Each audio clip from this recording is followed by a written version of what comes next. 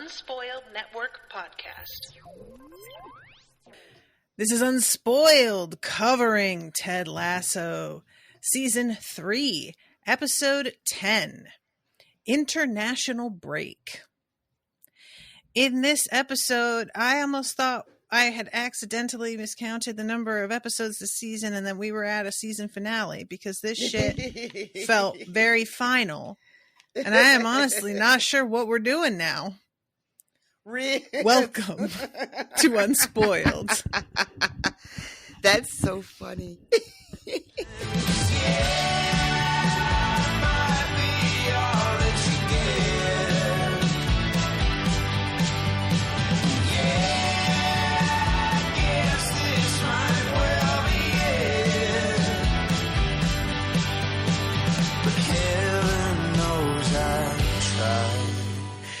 Welcome to the show, everyone. I am Natasha. I'm Rashawn. So the reason I was giggling is because as this episode finished, I thought to myself, "Aw, this feels like the season, like the finale," even though I know it's not. Like, I know what's coming. But I had that sort of like, and it was like full. My heart was It was full. really confusing. It was like, and it also like added to it was the confusion of usually when I finish an episode, Apple will pull the thumbnail up of the next one and be like about to start it. And it didn't do that this time. So for a minute I was like, was this the season finale? I feel like Rashawn would have brought it up last time. Oh, we're almost done.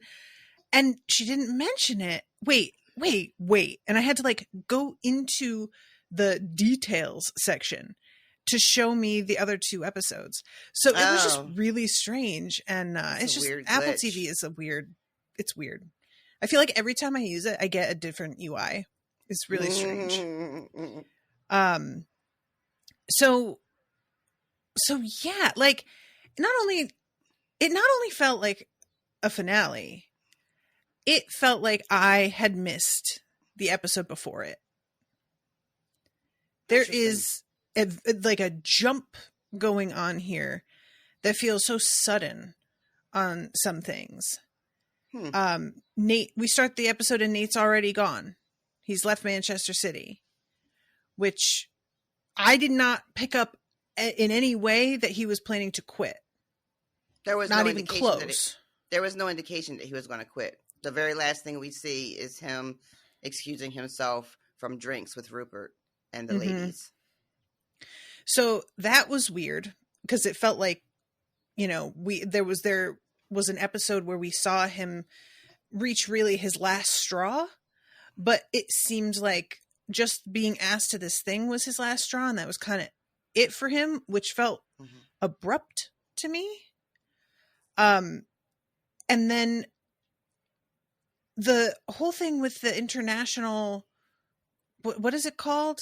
This thing with everybody representing their cities or their countries? They just refer to it as the international break. They don't really talk about what, they never like go out of their way of specifying like what type of, like a league name or anything like that. It just keeps saying like the international break. Okay.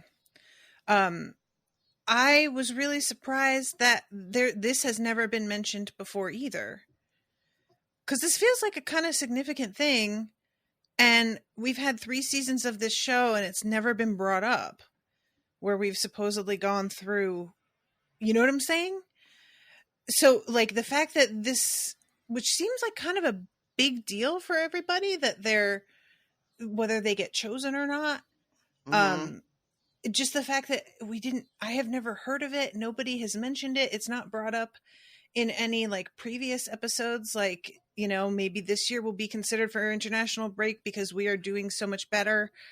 I don't know. It was just, it felt like it kind of, I felt unmoored in this one in a way that I haven't this season. And I'm not kidding. I genuinely paused and checked to make sure I was on the right one because it felt like I had missed things. There's I don't have any explanations for you because they don't, we get what we get in this episode. I don't, as far as like what type of game they're playing, I know like it's so brief. I don't think there's enough time for it to be anything like what we would be familiar with, like a World Cup or something like that, right? Mm-hmm. Like we know that those don't happen every year. Right.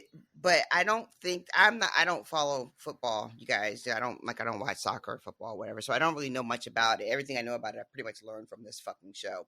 But I know that there's like international competition and those don't happen every year.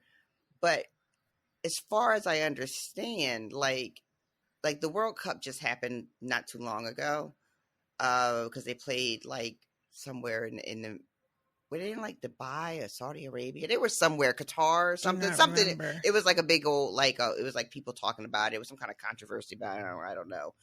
But anyway, my point is, I don't think a week. I don't know what's going on with Ajita, but she is very fussy right now.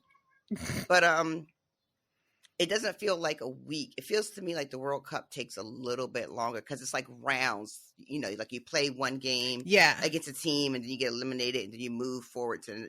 So I don't know if this international break is supposed to be like that. It doesn't feel like it's at that level because that is a huge deal. The World Cup is like a global fucking phenomenon. And this doesn't seem like it has that same energy.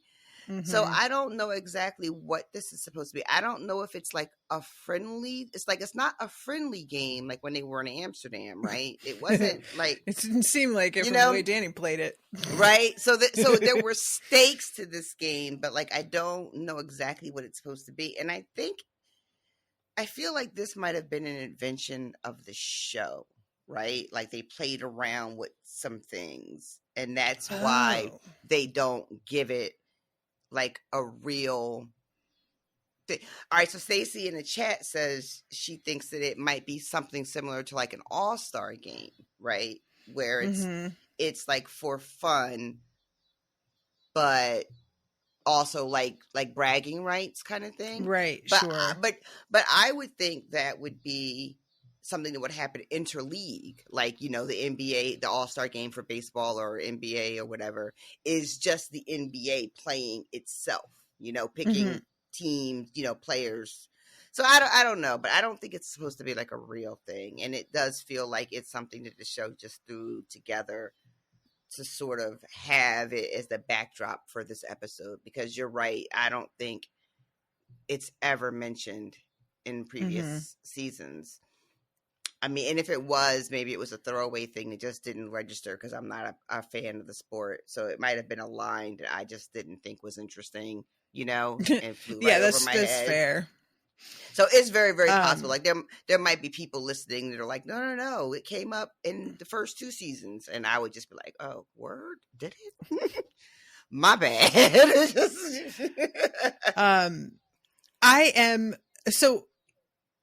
I'm trying to decide, can we do this not player by player, character by character? Look at me talking player by player.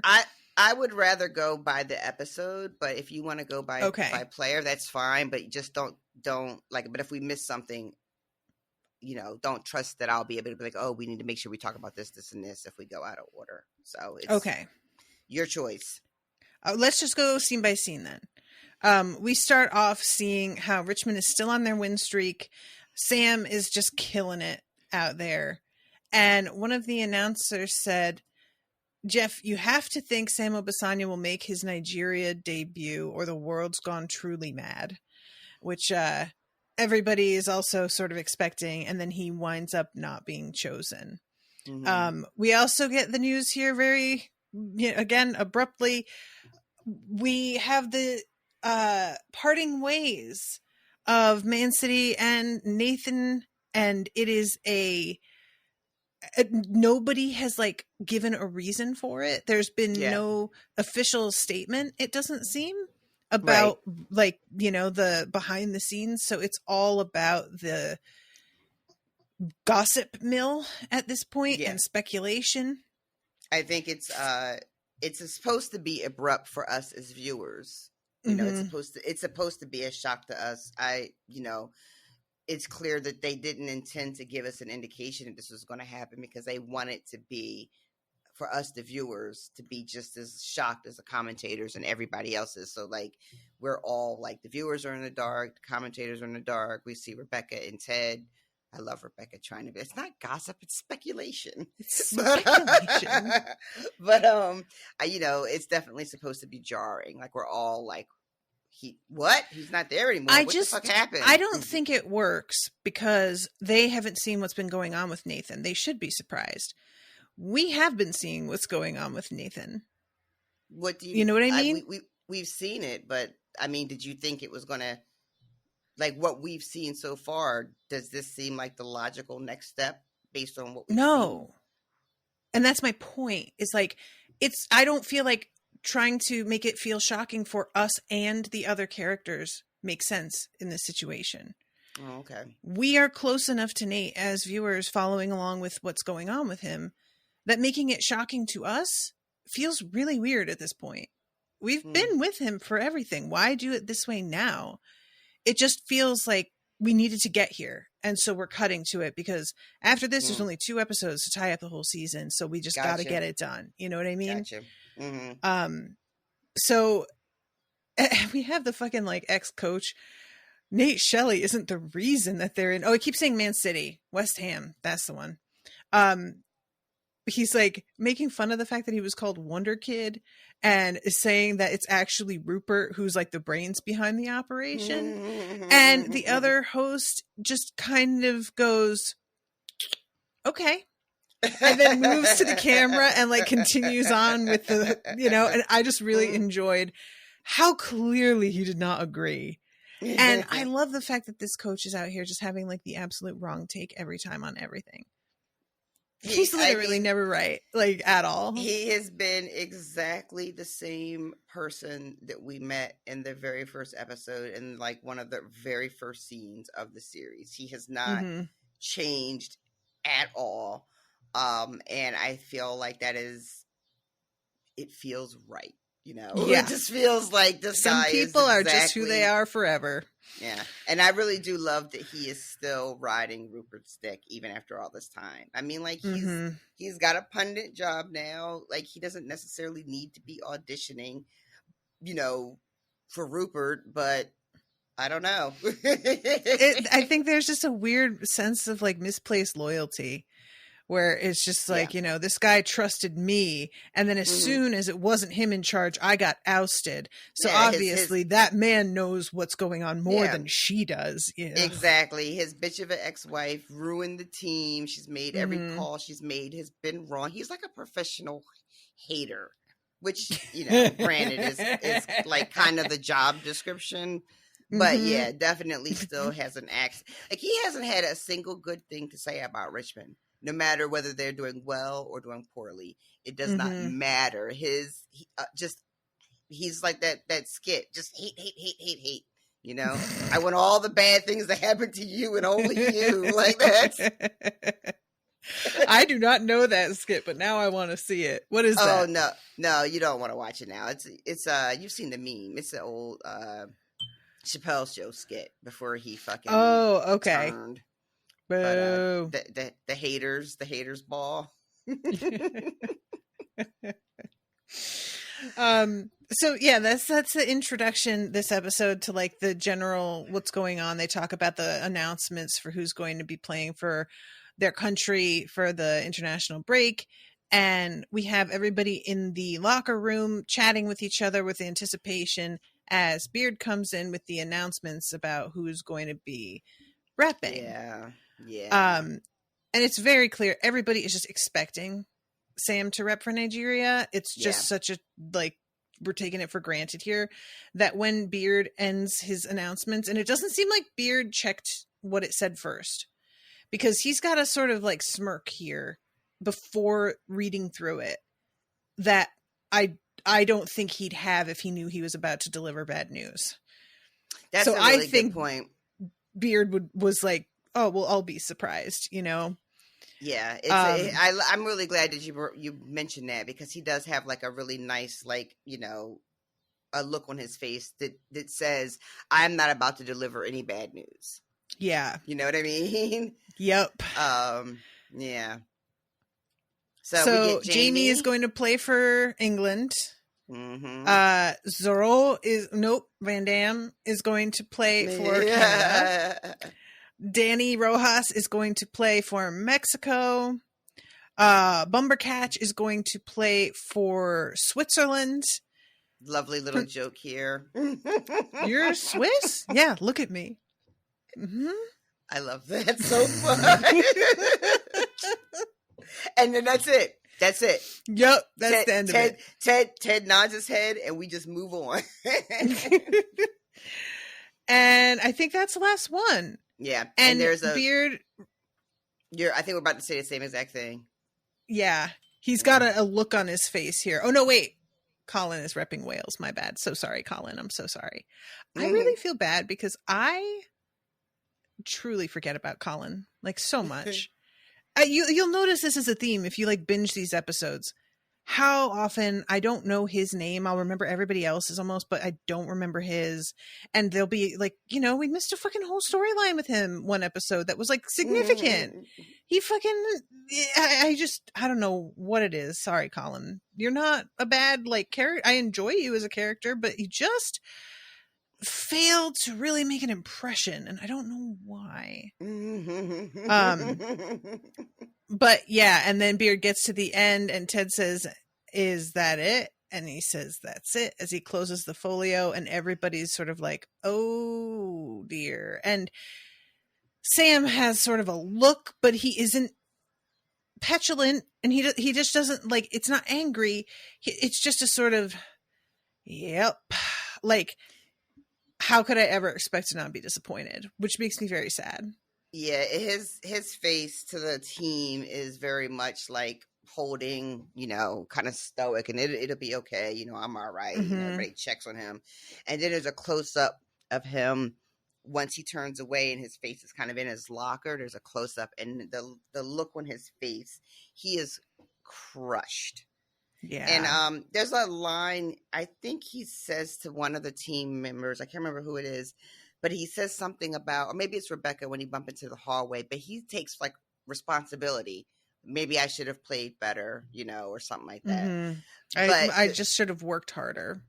But the episode opens with the announcers specifically talking about how, incredible his play has been recently. Mm-hmm. Did you, when it's announced, because you got, at the end of the last episode, you saw the thumbnail for this episode. So you had seen that, oh my God, you guys, what is his name? Akufo. Right. You had seen that he was going to come back, right? So you knew that he was going to be in this episode. So when we get this reveal that Sam didn't make it to the team, did you put it together what happened? Because you knew he was going to be in the episode? I assumed.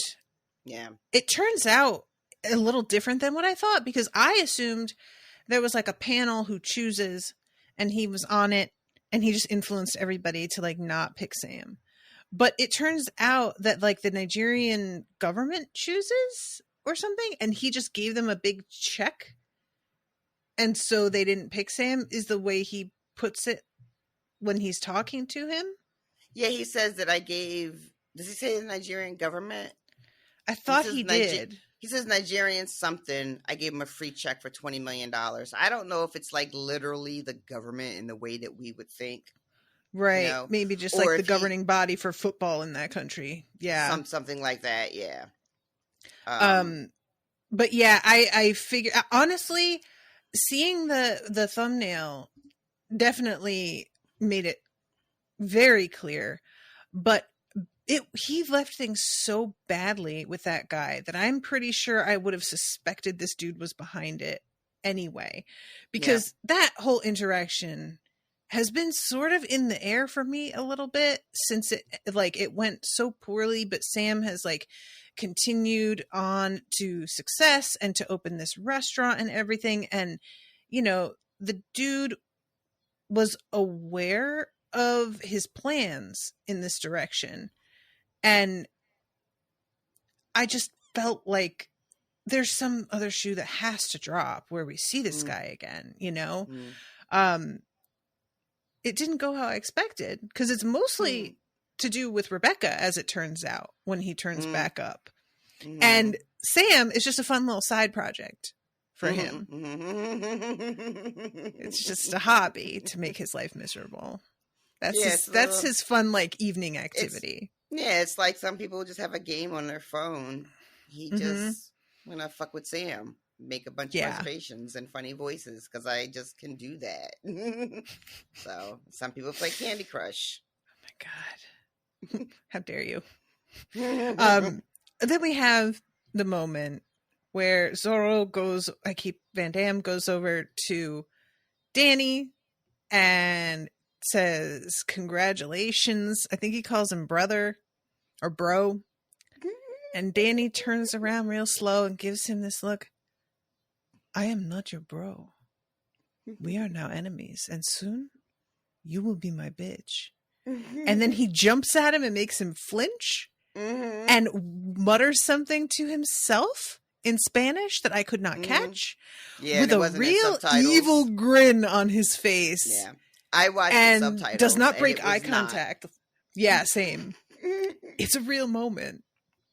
Have you watched Spider-Verse? Randy Dohas. I saw the first one. I haven't seen the second one yet. Okay. Waiting for it to be available. So don't tell me anything else about it. Oh, I absolutely will not. Yeah, I'm relatively unspoiled on it. I know, like, one character that shows up that wasn't in the first one, and other than that, I don't know any of the other versions that show up. I'm very excited. Okay. Well, so I'll just say that there is a character in it who like suddenly turns into a very more intimidating version of themselves, and it felt like this moment with Danny where they could be very sunshiny and delightful, and then all of a sudden you're like, oh, I'm concerned. Actually, that's genuinely intimidating. When Danny turns the switch, I was like, I am not interested in, like, don't push it, Van Damme. He comes on the plane, tries to act like this shit didn't happen, and offer him some chips. Sir, I think he made his shit perfectly clear, and you have nobody to blame but yourself for how that wound up. I'm just saying. I love that it's a very, like, there was a throwaway line about Danny playing for El Chapo, and that, you know, I don't remember that. Yeah, he tells somebody, I think in the second season, you know, he hadn't, like, had this much fun since he played in the El Chapo League or something. Oh my God. And, you know, and then that's just it. And then when we get to meet the Danny that maybe played for El Chapo. Yeah, that would make some sense now. It becomes, you know, once he's playing for his national team, it becomes very serious business. And like I said, everybody was calling him Randy. His name is Danny Rojas, so they were calling him Ronnie Dojas. From like the lead. In a little like lead tasso nod. Nice. I like it. Oh, that was such a stupid episode. So then the joke after the open with Ted and Rebecca talking about the wine delivery service. Yes.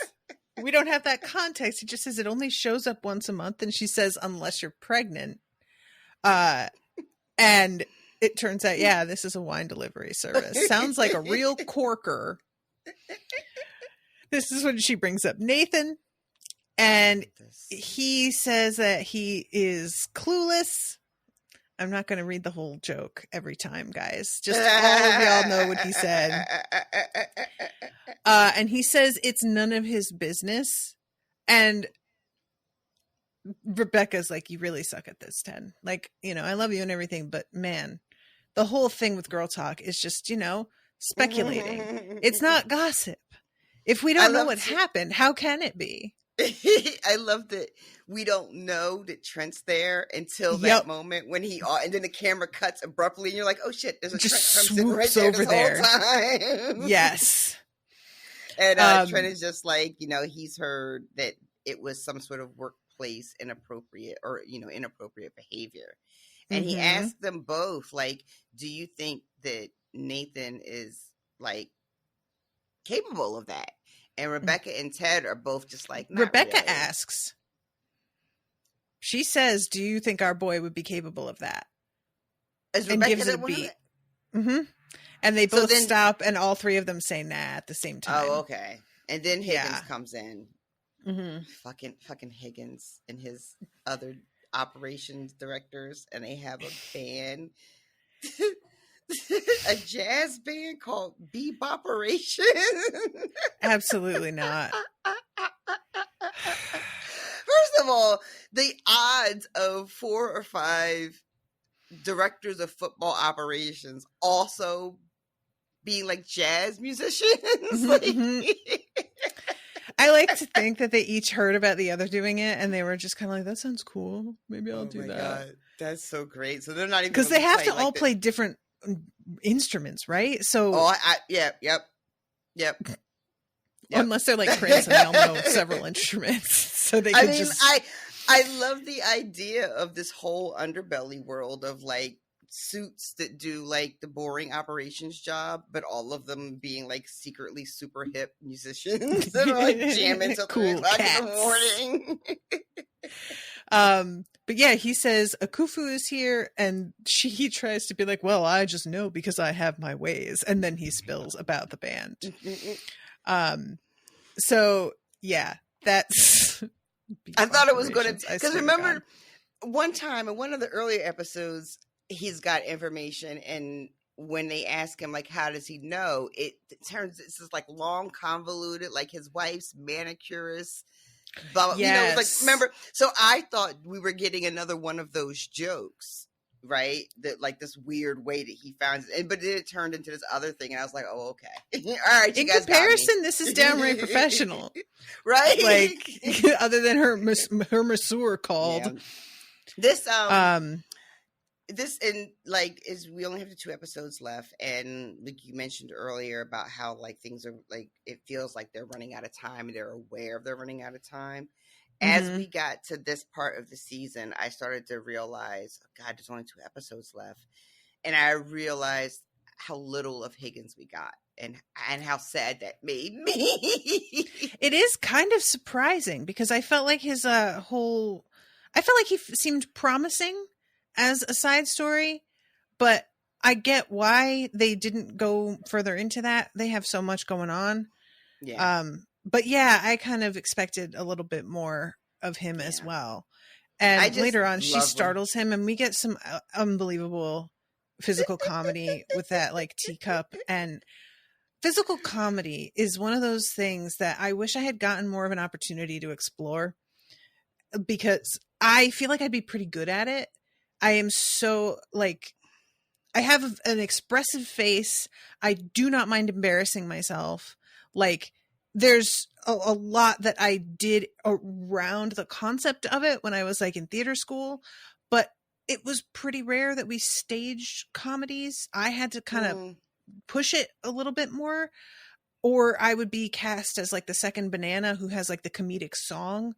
But oftentimes there's not a lot of like clumsy physical comedy with the second banana woman. Usually it's the man second banana who does the clumsy stuff, and the woman is the slut, is often how it goes in like classic musical theater stuff. So whenever I see this, or I remember I was listening to like the commentary on it's weird to think about now that I watch this, the commentary on the first episode of Desperate Housewives.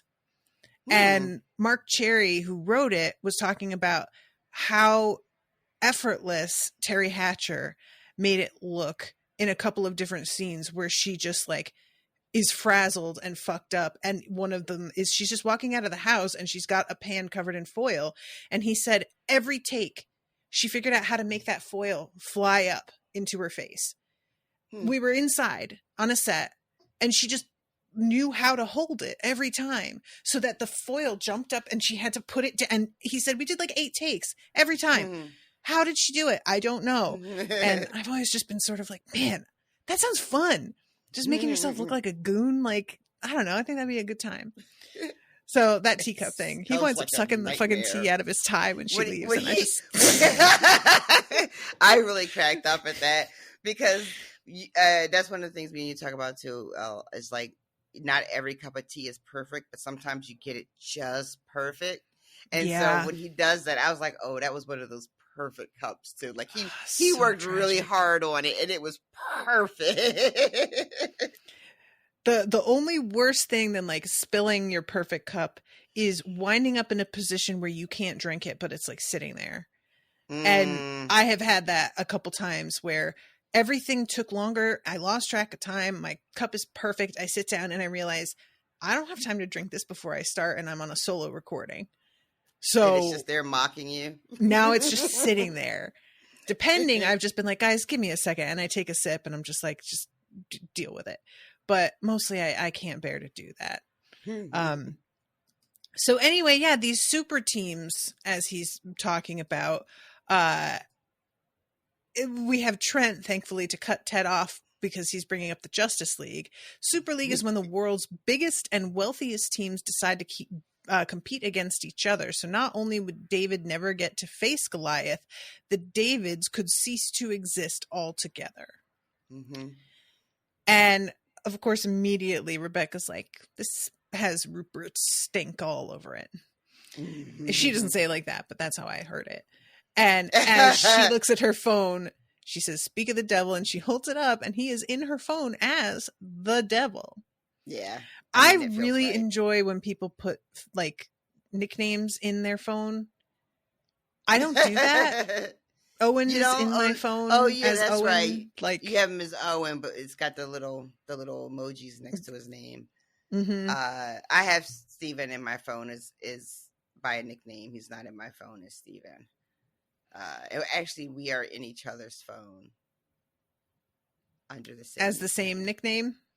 I know the one. 5 letters. It's the other one. But so we cut from there to Nate. We'll get to it in a second, but this is the joke. The Jade joke made me laugh so fucking hard in this scene. I swear to God, I laughed so goddamn hard. You mean with the screwing a light bulb? When she says, "Why is that funny?" I fucking almost shit myself. I laughed so god. Her delivery is so deadpan, and the way he flusters. And then there's no acknowledgement of what she doesn't. The thing that's so great about that is that she never there's no wink, there's no nudge. No, right? So you don't know if she genuinely doesn't get it or if she's just putting him on the spot a little bit. Fucking love it. But yeah, she goes in and he's like under the covers. And this is I just want to take a second to acknowledge that, and I don't think this is the case. I think are we in Jade's apartment still? Or is this Nate's place? I'm assuming it's his place because of all the paparazzi that's outside. Oh, yeah, you're right. That makes sense. It looks like he is just like under a single sheet on a bare mattress. And I think it's just that she has like a white fitted sheet instead of something that matches the coverlet. But it looks so bare to me, and I realize like I'm probably just absurd with the number of blankets that I use. And yeah, I'm looking at it now, and I don't see anything that you're talking about. I see like a bunch of pillows. I see like a blanket and a sheet. I think that's like a duvet, but I'm not positive. I'm sending you a screenshot of, it doesn't do that. Oh, it gets me so mad. Fuck. Why do they do that? It doesn't matter, but I just want to be able to do it. Get the fuck over yourselves. Oh, you'll pirate it. They're pirating it anyway. I got news for you, friends. That's not helping. It's not doing anything except keeping us from making fun memes. So anyway, it's just like at one point later she leaves and he sort of like rolls up like burritos in the sheet, blanket, whatever it is, and it just looks like that's the only thing on the bed except the pillows. And she's like, this is so spare. But yeah, he's wrapped up in the blanket and he says, am I an idiot? And she says, sometimes, yeah. And he says, no, do you think I made a mistake quitting my job? And she asks, do you wish you hadn't done it? And he stops and thinks about it and shakes his head, and she says, well, I think that's your answer. And I really wish we got to see the scene where he gives his resignation. I'm super bummed that we don't get that. Do you think that it was well, I mean, we won't ever know. I mean, if there was a scene that we could have seen, is there something that you would have liked to have seen? Like, I know I have an idea of what it looks like when he puts his notice in. I'm curious what it looks like in your imagination, if anything. I'm going to assume, based on his personality, that he probably wrote a letter. Mm-hmm. He is not a confrontational guy. Rupert is so intimidating. Mm-hmm. He's going to have some weird guilt, like he owes him something, even though he really doesn't. So it's going to be a letter. But I would have liked to see Rupert get the letter. Okay. So that's what I want to see. Gotcha. I want to see, like, when Rupert is watching Richmond win, when Rupert sees that Richmond got Zava, those moments are like rain on my withered branches. And I want to see him realize that he's losing the Wonder Kid because he pushed too hard. He just really thought he knew how to manipulate this kid, and he was off, and he fucked himself. Right. I just want to see that. That makes sense for me, because I felt like getting to this point with Nate was rushed, but I didn't feel like I missed anything by seeing him quit. And a lot of people did. A lot of people said they wanted to see him quit. The reason I didn't miss the resignation is because, knowing what we know about Nate, the resignation itself isn't interesting, because he absolutely just wrote a letter or an email or something and slid it under the door and scurried away, because that's who Nate is. Scurried. So I didn't miss that. But seeing Rupert's reaction to Nate leaving is the thing that we want to see. And that's what I was like, But it's interesting because later on in this episode, when we meet the new assistant, we don't see that either. We were denied that moment, So, I mean, there's, again, still 2 episodes left. But I loved it that he went from Miss Cakes to Miss Bread. Just felt very like, okay, we get it. Right. So it definitely is like we're all chomping at the bit because we want to see Rupert lose. Right? We that's what we want. We want to see the comeuppance. Like, where is it? And it feels like the show is like robbing us of these moments that we have been wanting to see. So I 100% I co-sign that frustration. I get it. And it sort of ties with another thing that felt abrupt, which was the connection that Rupert's having with Rebecca this episode that leads him to think that trying to kiss her is the move. If we had seen his reaction with Nate, if we had seen that, like, if we had any indication of exactly how the thing with Miss Cakes went down, because I don't really know what to think there. If he fired her because she was like knew too much, there's a rumor of inappropriate behavior, but she wasn't the one at the bar that night when he brought Nate with him. So what you've got a look on your face. Yeah, but I don't want to say anything because I want to see where you're going. Okay. I am trying to figure out if she decided that she was like if she was like, I'm being taken advantage of, this is unfair. And she decided that she was going to bail and threaten, don't fuck with me as I'm taking off. You're going to give me a good severance package, whatever. Or if Rupert, knowing that Miss Cakes is a liability for him at this point, that people have like seen him with her too much, and maybe he decided to, but I want to believe that she quit. And I don't know that for sure, but I feel like it's supposed to be that Nate and her both bailed at the same time, and that he has suffered like 2 losses, and that has made him feel a little bit desperate, and so he's clinging to Rebecca, who he thinks is a sure thing. I think it doesn't quite work, because we didn't see what happened with the other 2, not even like a real vague anything, Right.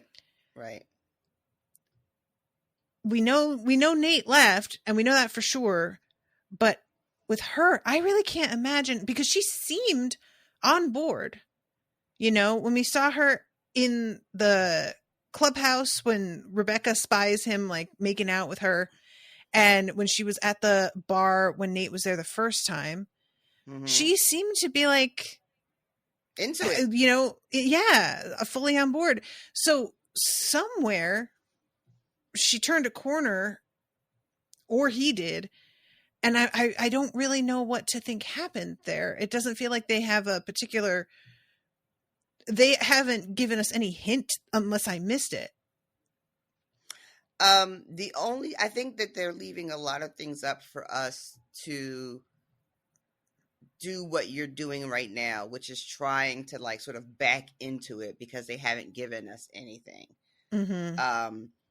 So, and there's a lot of different reasons why you watch enough shit and read enough shit. There are a lot of different reasons why, some properties do this, right? They might be trying to set up something later, or leaving themselves room for things. My thought when this happened, my brain, the last thing, because I was thinking the last time we saw her, there's 2 things that struck me about Miss Cake that revealed that she was gone. One was she wasn't at the club the second time Nate was invited, right? It was a new chick. And I thought, I wonder if Nate said something to her on his way out. That was my sort of question as well.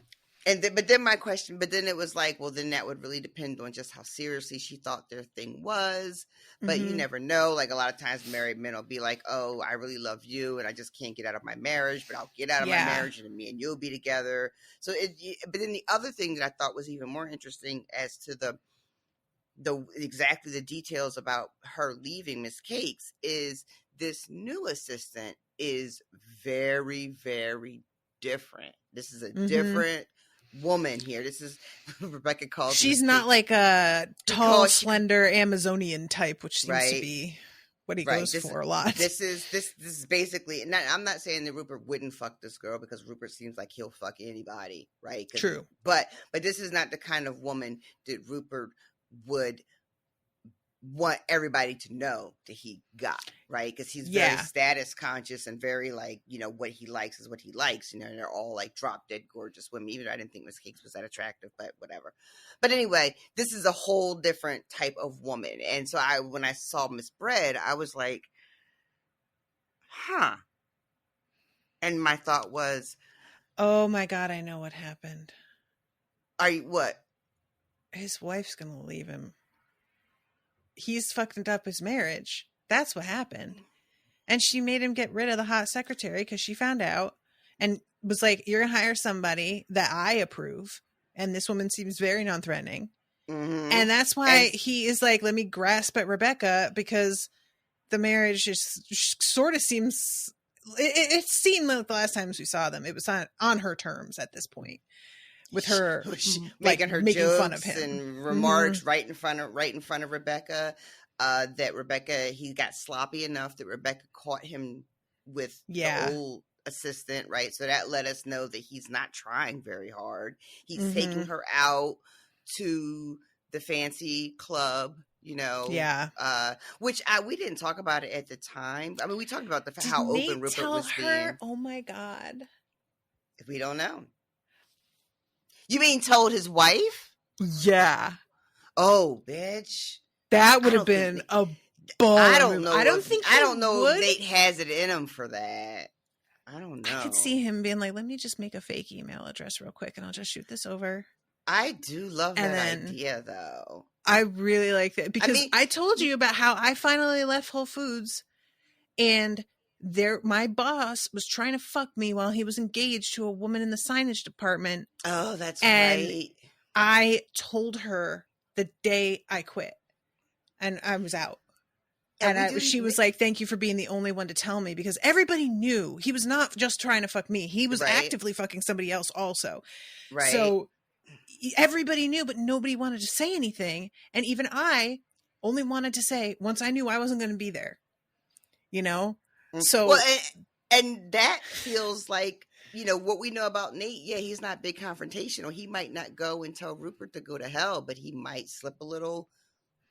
You know, that feels all right. So we could have either Nate told his wife or Nate told Miss Cakes. Those are two things that are on the table now. All right. I really, I don't think it is, but I really want Nate to have told his wife because that is such an amazing. It's a level that I don't think he's reached, but I also didn't think he'd just quit right now. I didn't think he had reached that point. So I just maybe don't know Nate super well now. It would be amazing if Jade did, because I don't know what Nate has told Jade, but if anybody, like Jade definitely would. Oh my God. She would just like knock on the door and be like, I just thought you should know that your husband is sleeping with his assistant, Miss Cakes. Many people have seen it. She would and absolutely. I'm sorry about that. Have a good night. I'm surprised that you haven't seen it. It's everywhere. It's literally everywhere. And then you have a good night. Here's a 10% coupon for Taste of Athens. Oh man! All right. So so then she leaves. Nate's peeking out the window. We see all the paparazzi people, and then it goes to Healy. What if Rupert's wife is cheating on him with a younger man? I would really enjoy that. Look at me just fantasizing about things I hate about Rupert that I want to happen to him. It would be nice if she were sleeping with one of the guys on Rupert's team. One of the footballers on his team. That is not a thing that's on the show. That's not a spoiler. That's just love it. Though. We're doing fan fiction now. So I want her to be like banging one of the hot football players on Rupert's team. So here's Nate told her. We are 9 minutes into this episode. It's fine. Nate told her. She kind of knew already. And she was having like a Carmela and what's his face thing. Where are you talking about Carmela and Furio from the Sopranos? Yeah. Oh remember how they had like this intense chemistry thing, but they never consummated it, and it was just her and the priest too. You know? Yeah. I want her to have that with a player. She's being loyal to her husband. She gets this anonymous email, checks up on it. Everybody knows he's fucking this Miss Cakes. And she's like, okay. And she just calls this guy up and is like, hey, what are you doing later?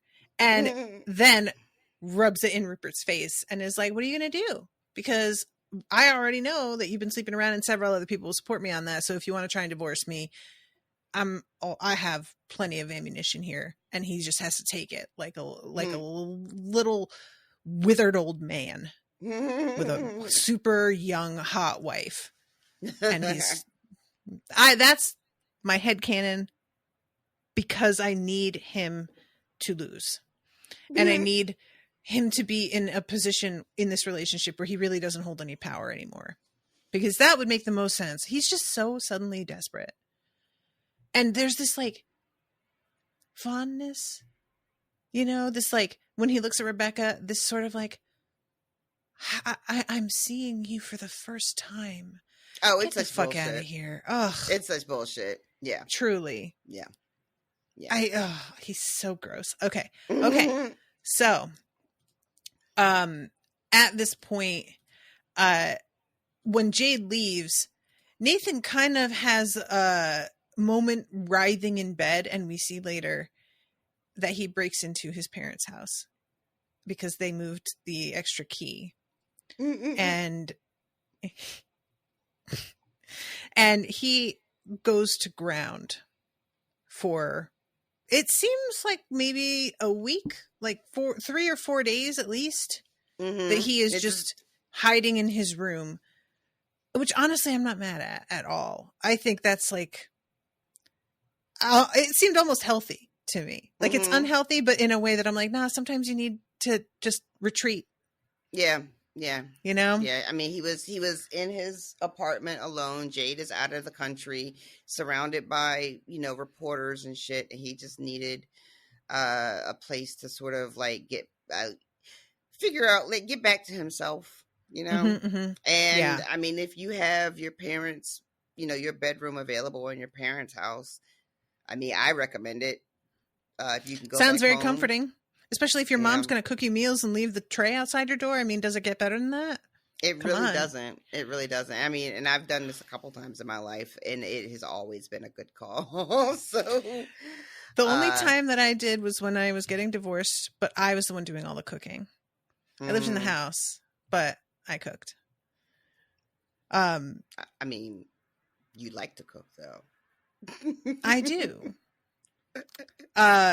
Were you cooking because it was bringing you comfort, or were you like, I need to do my part because I'm staying here, I should be cooking? It was like a combo. It was cooking because I need to do my part, cooking because I enjoy it, cooking to show off because I have gotten much better at it since the last time I ever cooked my mom anything because I didn't see her often. And but also at the time I was gluten-free. And my mom did not bother to do anything to accommodate that. So I kind of had to cook if I wanted to be able to eat because she just didn't, you know. So then we have Keely and she is about to get on the elevator and there's a guy with a trolley, one of those hand carts, and he is carrying boxes out. And then she passes dudes in the hall who have a sofa. One of her and she walks in and the whole place is shut down. Yeah, this is awful. This is such a shitty way to do this. It's fucking terrible. Yep. She walks in, this fucking Dan is saying goodbye and tells her that she's the nicest boss he's ever had, and then says like also the hottest, and she says that's a complicated compliment, and he says thank you. I appreciate that she gets this here, and later Rebecca gets it from one of the old men, just going to show that, like, no matter how fucking old you are and the men around you, how old they are, if you are a woman, you are going to get this kind of bullshit, and it's just inescapable. So frustrating. But, yeah, her company is closed down. They pulled funding. Pulled all her funding. Gave her no notice. No one fucking tells her. She walks in as they are repoing basically her fucking office.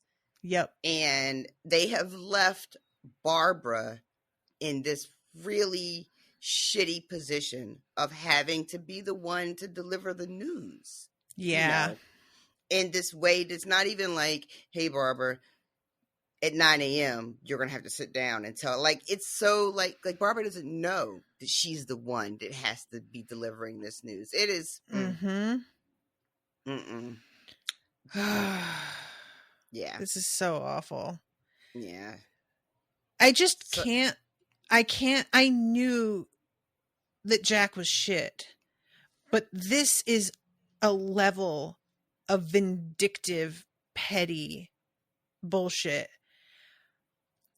that not only was I not expecting, but also that Jack doesn't cop to, which is the part that really makes me angry.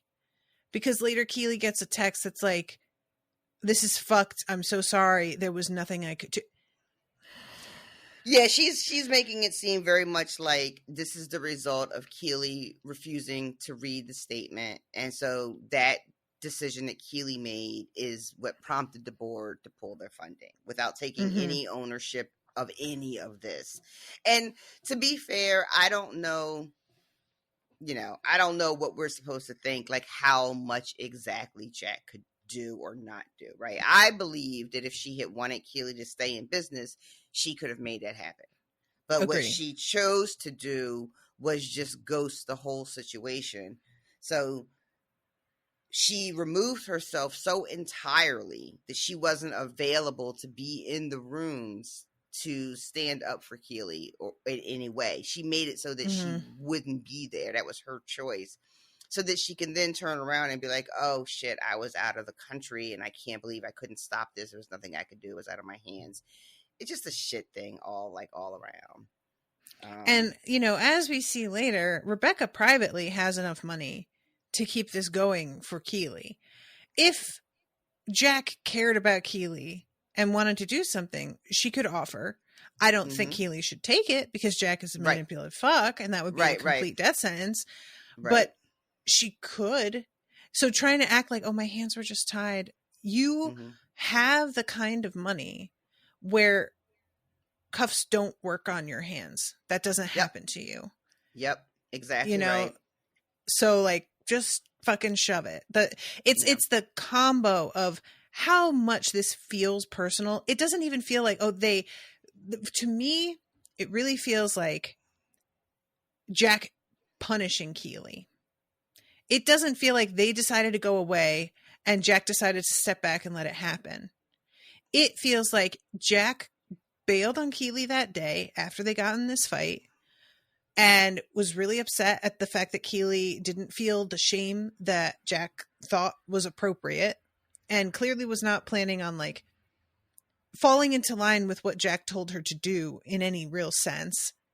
And Jack goes to fucking Argentina or wherever the fuck she goes and is thinking things over and it's just like, I don't want to be in a relationship with her anymore. And I also don't feel comfortable with being like a superior of hers anymore and having her around in the company when people know that we have been together. Like it's been a very visible relationship. And she decided to cut her losses and ditch Keely because if they couldn't have the relationship, it was like too weird and embarrassing after what had happened, and it feels punitive in a way that feels very personal and not even like about the leaked tape. So you think that Jack specifically said something like, let's just cut our losses. Yeah. Like we're not gonna have this company anymore. I fully think Jack sunk the ship and is pretending. She like I wouldn't even be surprised if you watch like if they were to write a script of her conversation with other people in charge, if she worded it all in such a way that it would seem like she was trying to stop them, but actually saying things that would egg them towards this decision just for that kind of like plausible deniability, because she just seems like such a snake to me, and somebody who lies to themselves even about what their motivations are. Like she clearly sees herself in a way that I don't think is accurate. And I'm sure if you tried to tell her that she was like Rupert, she would be disgusted and horrified and insist that like, he's a dinosaur and I'm nothing like that. And she's doing the exact same kind of shit. So it feels, I in my imagination, it's something very simple. Like she replied, I tried to talk to her about the statement. She's being unreasonable. I couldn't convince her. I don't know what else to do here. Like making it seem like she tried her best to bring Keely to heel and she just couldn't be reasoned with. So she doesn't even have to say, I think we should divest. She can just make it, Keely is out of control. I can't get her in line. I don't know what to do, That and works. So then they're just like, oh, well, if we can't, and next thing you know, the decision's made. And then Jack can be like, I didn't tell them to pull the funding. And technically she didn't, that kind of thing. Poor Barbara. We have plenty of time. You don't have to be out till Friday. But it's Wednesday. And I was just like, Keely, I get that you want to like have more time, but you don't want to be in this building, in this place for another moment. It's just like, it's something that I don't understand, because the idea of being somewhere with people who were funding my operation and they took it away, and I'm sort of coming in desperately clinging to the last days, even when there's like no furniture left, it would be too humiliating. I would not want to give them the satisfaction, but she does. And I'm not like mad at her. I just don't really get it, because it's like, I have very little dignity left at this point. Let me just hold on to what I've got. I get it. I get the sort of coming back to an empty office, because it happened so abruptly. It's like difficult to process what's happened, you know? And the other thing too is I can't remember exactly. I know she tells us too. Keely, I think, finds this place. Does Keely find it? I know when she's showing like the glass that remember the glass that like right? Yeah. So I feel like maybe Keely found this place, and the office. Oh, like, okay. And I thought they set her up, but well, they definitely set her up, like the finances and the paying for the furniture and shit like that. But for some reason, I thought Keely found the location for the office, but I'm not 100% sure. But my point really is just that I get her going back to the space even after everything is pulled out, because it's just sort of a like, what the fuck happened? It happened so if it's fast. What you said, then yeah. I was thinking this was a suite within a bigger building, like, well, it is, you know, where we used to work. But I mean, like, owned by the one massive company that a subsidiary is funding her thing, so that they had like a space in their building, and they set her up and brought her into. So that's what I'm thinking, which would make it really weird to want to be there. But if it's what you're saying, and she found the place and everything, and that's very different, and I get it. I think it's just like a generic office building with space you can rent for whatever your operation is. You know what I mean? Gotcha. And okay. Because but I don't know for certain, but that was my take of what like is happening there. So that's why I felt like it was like okay, I get why you keep going back. Yeah. This was like, you know. Yeah, that makes a lot more sense. I think the reason I thought was because they're taking all of the furniture and everything out. Well, they would have paid for everything. I guess so. You know, it's just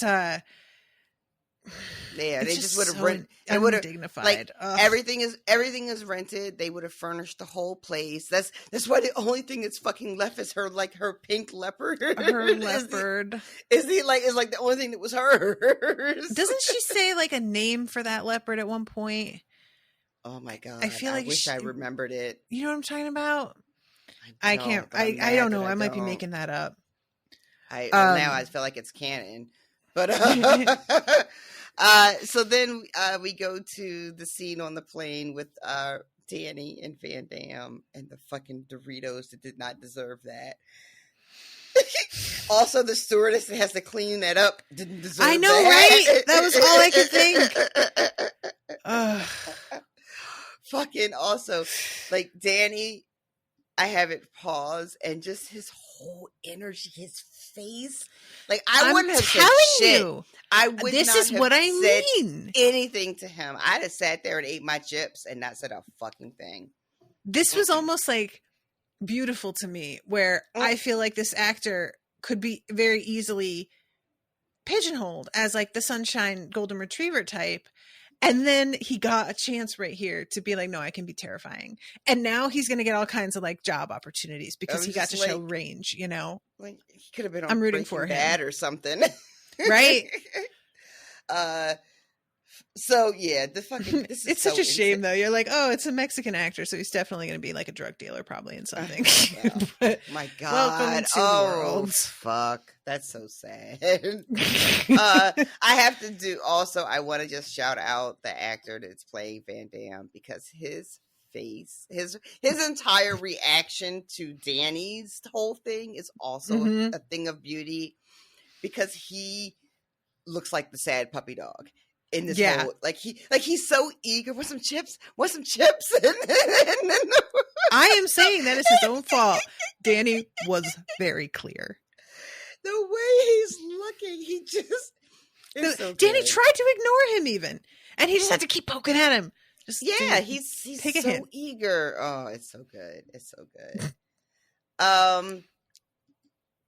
It's so good. Okay. So then back to the coaches, and they're talking about this poor Sam.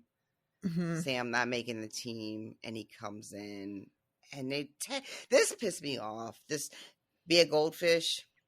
I mean, I get it, but it really annoyed me. And he can be sad, Ted. Yeah.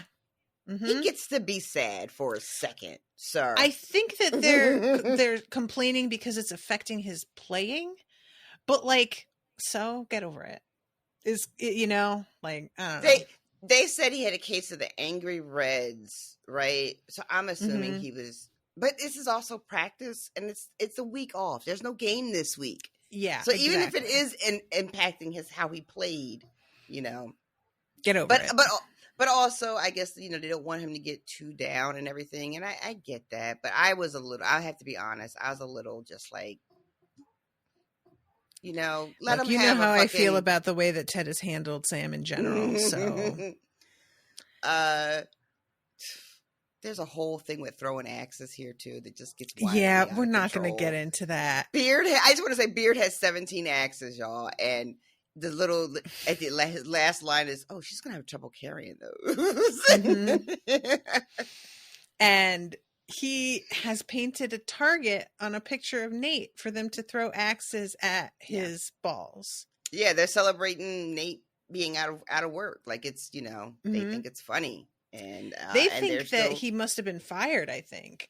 There's some Schadenfreude in here going on. They think that he, nobody knows exactly what happened, so they're assuming that he got fired or he fucked up, or this is a bad thing, and there's a little bit of celebratory energy happening at his misfortune that they think is happening. Roy is unavailable because he has a thing, and then we find out what his thing is, and it's a fake holiday. It's Uncle's Day.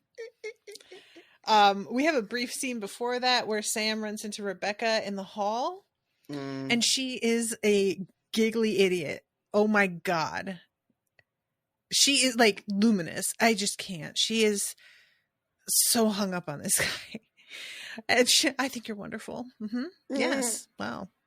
And she's just in this cloud of happy. And then she walks into her office and there's fucking Rupert ruining everything.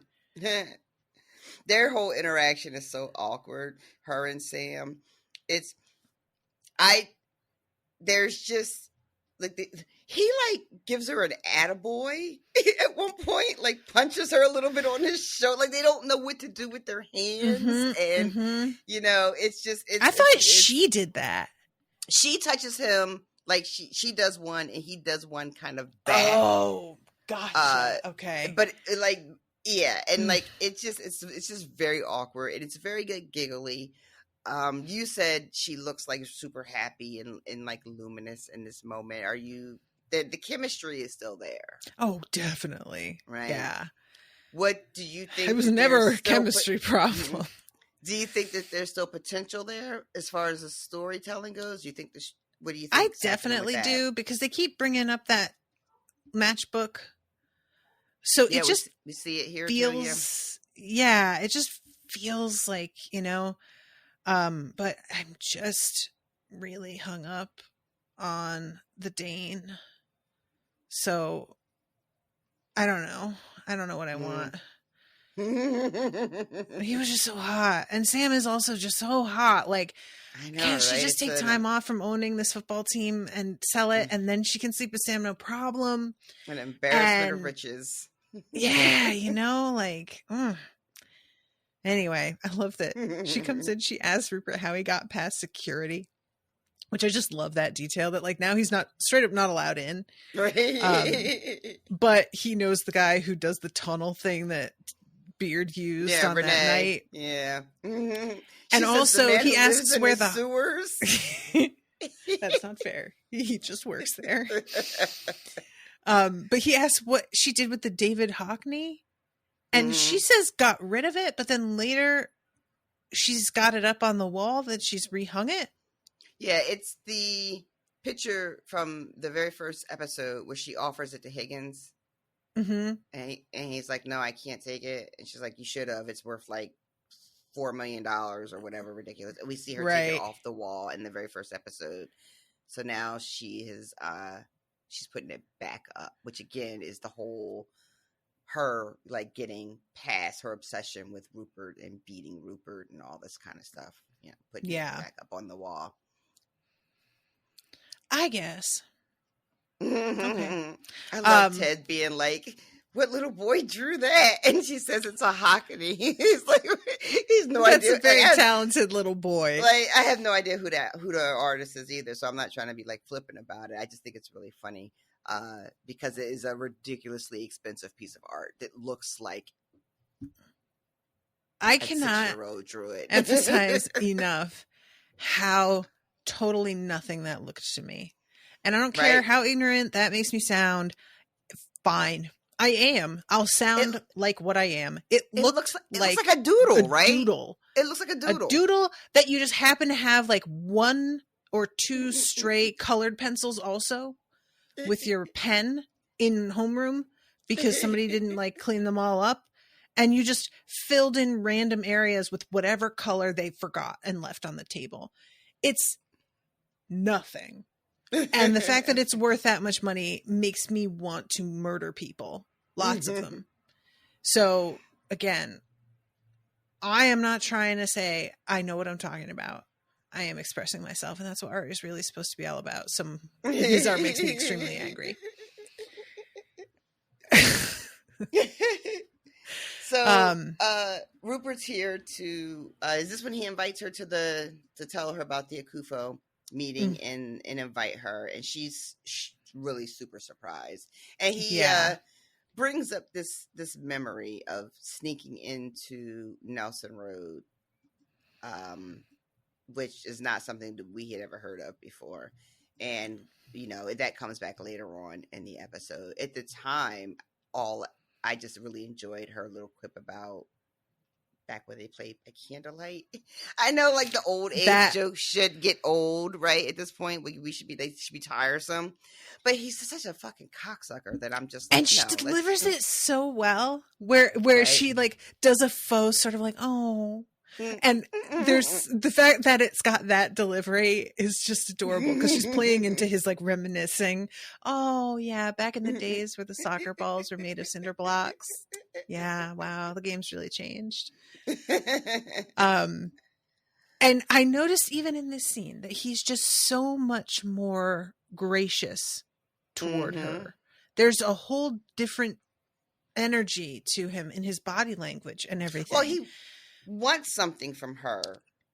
Yes. Not something we've seen ever. We've seen him interacting when he wants to take something from her, when he's threatening to take the team over, steal her best player, when he wants to rub her face in some shit. We've seen him when he wants to embarrass her at the ball. We've seen lots of different versions of Rupert. We have heard about what Rupert is like to Rebecca before we met him, right? But we never see him with Rebecca that way. We see him with Bex being really nice. We see him with other people being really charming, but we never see him like that with Rebecca. And now we see him in this episode, him wanting and needing something from her, which is why she's so like weirded out about this invitation. Like, why is he asking me to this thing? And the whole way he moves with her is very, very different this episode because this is what Rupert's like when he wants something. Well, the thing is, though, I was going to say that in this scene, even though it's definitely that he wants something, there was like an energy to it when he brings up sneaking into this game that felt flirty. Even here, I was sort of like, what is that? Like when she makes the candlelight joke, he gives her a look after that. It just feels like a sort of like, there she is kind of moment, you know, like, I don't know. There's a prolonged eye contact that feels like this is beyond just trying to like charm you temporarily. And I wondered if he was attempting to manipulate her by putting it out in the air that maybe there was like, he was going to pretend like, I really regret splitting up. That it was like, but I thought it was going to be, I am pretending to regret it because I want to get you to come to this thing. So I'm going to like lure you to it as if it's going to repair something with the two of us. Do you know what I'm saying? I do. I think the reason I'm confused is because I feel like we're saying the same thing. Well, but what I'm saying is this is what I thought. And then later, the deal's blown. That whole thing is over. And he still tries to kiss her. So I thought it was an act, but I'm thinking it's kind of not. I think it's like an act in so much as he kind of can't help himself and he just does this shit automatically. But I think actually there was a bit of a moment for him here where he's like telling himself a story about like, see, that's why I fell in love with her. There's that, you know what I mean? I think it's both, right? So I think it starts, okay, so if our sort of speculation about where he is based on the things we haven't seen on screen, the loss of Nate, whatever's going on with his wife, Miss Cake's no longer being his employee, right? If we think about those losses off screen and we have a sort of like, you know, a theory about what's going on with him with that, then you couple it with whatever he's trying to accomplish by bringing Rebecca into this potential way to make money. We don't even know, you know, what all's going on there, right? So it starts with him being a little bit more vulnerable than maybe he's even fully aware of because he's such a narcissist and they're never really, you know what I mean? And then it like gets away from him, I think.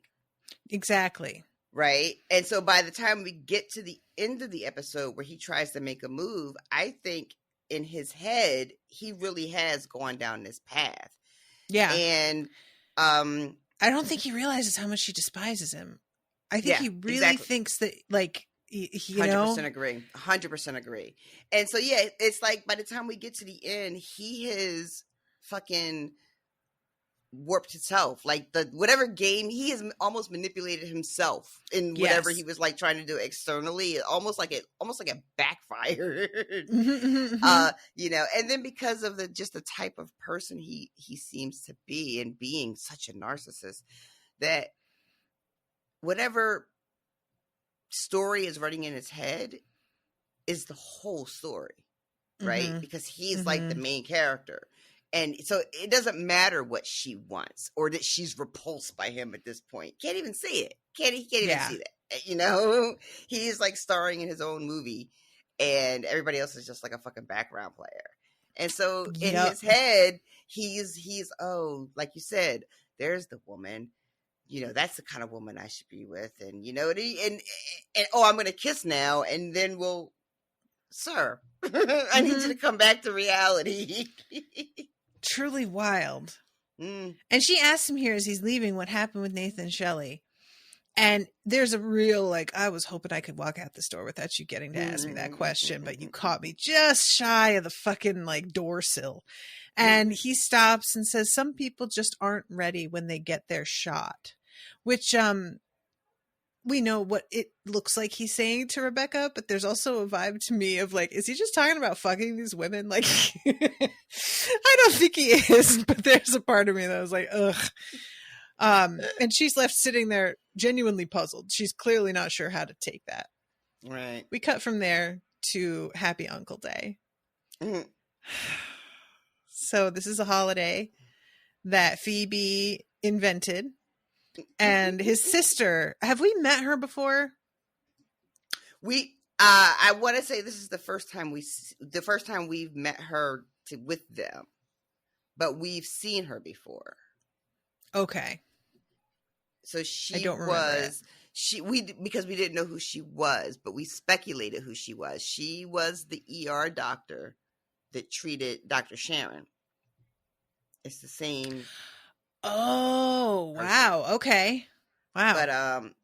But I don't think we've ever seen her, like, them together as a family. But I remember, like, but when we meet her, there was, like, people talking, like, oh, wouldn't it be funny if that was Roy's sister? Because we knew that she was an ER doc. I did not remember that. So you say we knew. Y'all knew. And then there's me over here going, right. Yeah, totally. So it's Uncle's Day, and it looks like it's just going to be the three of them, because why wouldn't it be? It's Uncle's Day. Mm-hmm. Mm-hmm. And then there's a surprise guest, and I could not contain myself when Jamie shows up to this party. It was the cutest fucking thing I ever heard, because it's your best friend.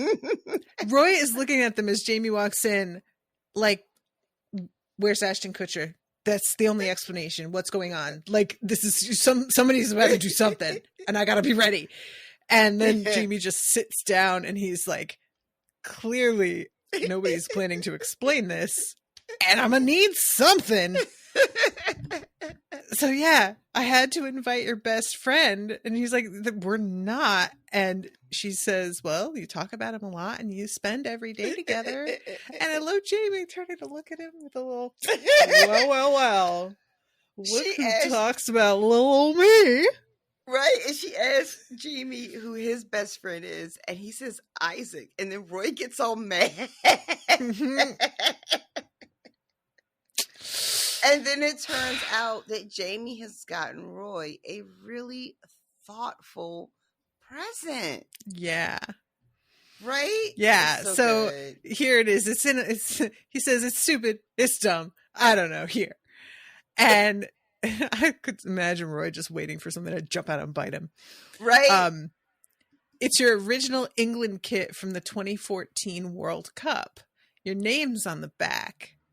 I got them to change the E to a U, so it says Roy Cunt. Phoebe does some incredible face acting. They're talking amongst themselves, but her little face is doing the spelling, and like, and then like 2 beats later or so, finally she's just like, "Oh, Jamie, you owe me £1." It's so good. You made me do it in my head, but that's the same thing.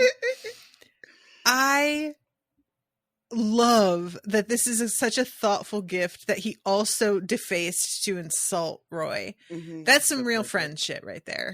I love it. It's really, really good. It's so satisfying. And I didn't know I needed this, but I really did need this Jamie and Roy relationship that has been developing. I didn't know I wanted it until they really gave it to me. Because at first I thought the show was going to just like play around with it a little bit, mm-hmm. And then we got the Amsterdam episode, because it starts off with the coaching, really, right? Right. Training with Zava at the beginning of the season. And it just kept going a little bit deeper each time, like a little bit more. And then now he's getting invited to Uncle Day. Come on. I loved it. Like, he's the only person that's ever going to get to see Roy in one of these little party hats. And I kind of wanted him to take a picture, but I get it. You just don't want to get your ass kicked. The only thing that disappointed me is I don't think Jamie ever puts a party hat on. And I was no. Like, they knew he was coming. How come he doesn't have a hat? Right. So then he has to open her gift.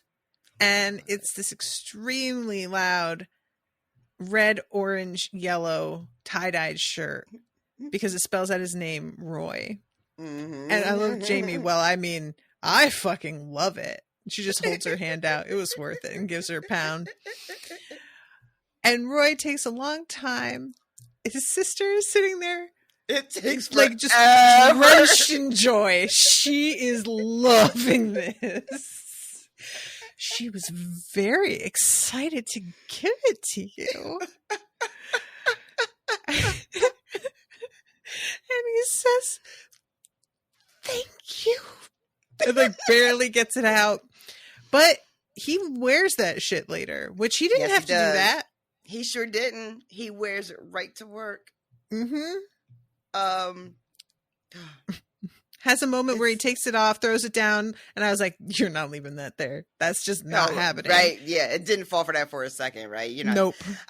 When he shows up to the locker room, and it is, I think it's Beard who sees him first, and Ted is like so engrossed on his phone. Beard is trying to get his attention. It takes like. But that happens like a little bit later. Before we get to the locker room, we have the scene at Sam's restaurant with Edwin. That is like. I just want to mention real quick, Jamie watching his sister leave and saying how fit she is. And says, "I will cut your eyes out," and Jamie just like giggles. Right. Thank you. That's right. I forgot about that. I'm so glad you mentioned that. Because she's really beautiful. She's got those eyebrows. I am so jealous of women with eyebrows like that. I love that moment. I wish there was more time in the show, like more than just 2 episodes left, because I would really be here for like Jamie and Roy's sister and just how uncomfortable that would make Roy. That could have been like a whole other plot line. I'm really kind of bummed that's not going to be something that we get. But so all right, so Sam, he walks into the restaurant. There's nobody in there except for 3 people. Table. And it is wild to watch this now after having watched After Party. I love Sam Richardson so much. He is just funny. Like this accent. Once he does all the voices later, I was just like, wow, you could just do whatever, I guess. Like, it was just, he's fucking, some people are just too talented, and it's like, can you just dial it down like a little? Right, like it just, at this point, you're just being rude about it. So he's got the food critic from the paper, from the Times, also there. And this guy is like so rude. Yeah. He says, it's so nice to put what does he say? A name with a name to that horrible, ugly face. So the long and short of it is, Edwin is really, really petty. He has, booked the whole restaurant with all these fake names and fake reservations just for the simple joy of having an empty restaurant. He's got the food critic here. It's clear he's going to write a terrible, terrible review and just trash the restaurant. We find out that he has, I guess we can see the scene and see what he says about the check, the $20 million check. Because that ends up being like the last bomb he drops. Yeah. And by the way, I also fucked your chances on being the team, being on the team. Edwin is saying, I'm finding a chef because I'm going to start my own Nigerian restaurant 20 meters from here. We're going to serve the finest Nigerian cuisine along with Chicago-style hot dogs because it is my favorite food. And the way he does this little like belly touch when he says that, this dude is having the time of his life playing this role, and I agree. I am not trying to say anybody's a bad actor in this scene, because they're not, but there is a real sense of they had to do a lot of takes. Like, I feel the laughter just barely being held back because everybody is losing it at his performance because he is just so over the top with everything. 100%. There's even the way when my screen is paused, even Sam Richardson has like a little bit of a smile on his face. Yep. Like even he is like, I can't believe how good this, like, I can't believe I get to do this. And they keep calling him Sam, I mean Pinky Dick. Sam, I mean Pinky Dick. Sam, I mean Pinky Dick. It's like his new name. There's at one point when he's talking about how great his restaurant's going to be, and he's like something about, and bring out all your finest African cheeses. Maybe what he's doing, like he's doing the name. I can't remember what the context is, but it's just such a ridiculous thing to I swear to God. Hello? Ola's Chop Life? Can I make reservations for 8 for WF? David Ellman, party of 6. Starkey, party of 4, Fab 4. I mean, I don't know. Here it is. Table for 12. Like, that's last Ringo Starr. Card, and bring out all of your finest African cheeses. And he says it. And then he does this, like, Grinch smile that, like, the corners curl in.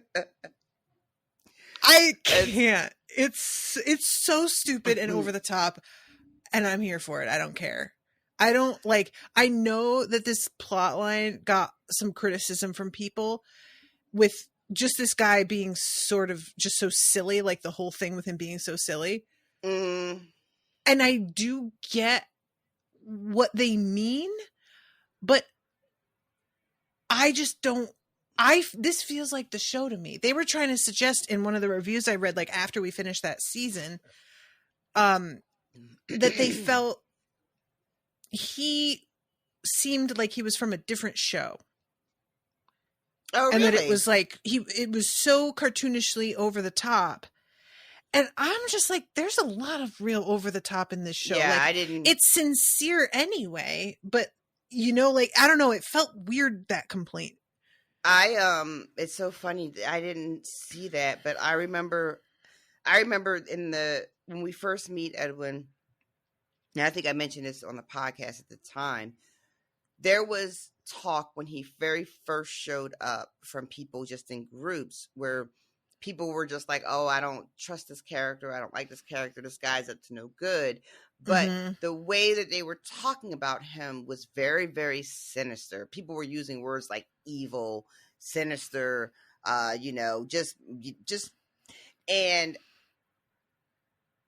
I actually appreciated that what ended up being his deal wasn't that he was necessarily like an evil villain. He's just a spoiled, entitled billionaire who throws tantrums, you know. He probably bought some social media platform and changed his name. Right? Imagine that. So, and that to me felt like much like that I didn't mind. I was like, oh, he's just like an asshole, but he's not like some, you know, mysterious devil from the dark continent that's here to ruin, you know, your perfect little, you know what I mean? Like the people were coming with like that kind of energy. And it was just like, oh no, he's just like a fucking, you know, but so it's weird that people were like, the criticism is that he was too over the top silly, because I remember being almost relieved that the scene that they were talking about when they said that was him farting constantly. Do you remember how he like farts and pretends to shit on everything Sam owns as he's walking out and is just yelling poo poo poo poo poo poo? That, to be fair, is wildly cartoonish. So that's the one they were specifically like, what is this? Okay. Again, it was a little bit much, but I was fine with it, and I'm fine with it now. It's just so like. The only other thing I want to mention about this scene here in the restaurant is, and this is like really small, but it's funny. It's like a little throwback. So when we first met Edwin, there's a line after Sam tells the team that he took me to a museum and then to and I bought the whole place out, bought the whole restaurant out. Higgins tells a story about having written a short story. Oh, I forgot about this. Yeah. Remember that? I don't remember the story though. So he's like, oh, I once wrote a short story about a rich guy who takes a poor guy out and they restaurant, and it ends with they find glass in their meal and don't have to pay. Oh, okay. So that's what the fucking blogger here is just like, I'm assuming it is complimentary, to which Sam just says, sure, whatever. Giving it all the dignity it's worth. And then we have Francis again with the ridiculous shaking of the hands, and he Sam, does say, do we have, I was happy to hear that the Nigerian government was pleased to accept a free $20 million check from me to keep you off the team. I mean, maybe the whole government is involved in that. It's a weird way to Who phrase knows? that. Yeah. It feels almost like that didn't happen. Like he just is saying things the way a little kid understands how politics work. You know what I mean? But like that, I was about to say, I feel like that's somebody who wasn't actually involved and doesn't know where the check went. You told your person to take care of it. You have no idea who got that check. Yeah. You don't know we don't know what the details of that was. So yeah, we have Francis with the fucking too high, too low. What is it? I swear to God. Up high, he up stops low. and is like, don't do this, Francis. I wanted Sam to like walk away, but Sam he's not going to leave a brother hanging.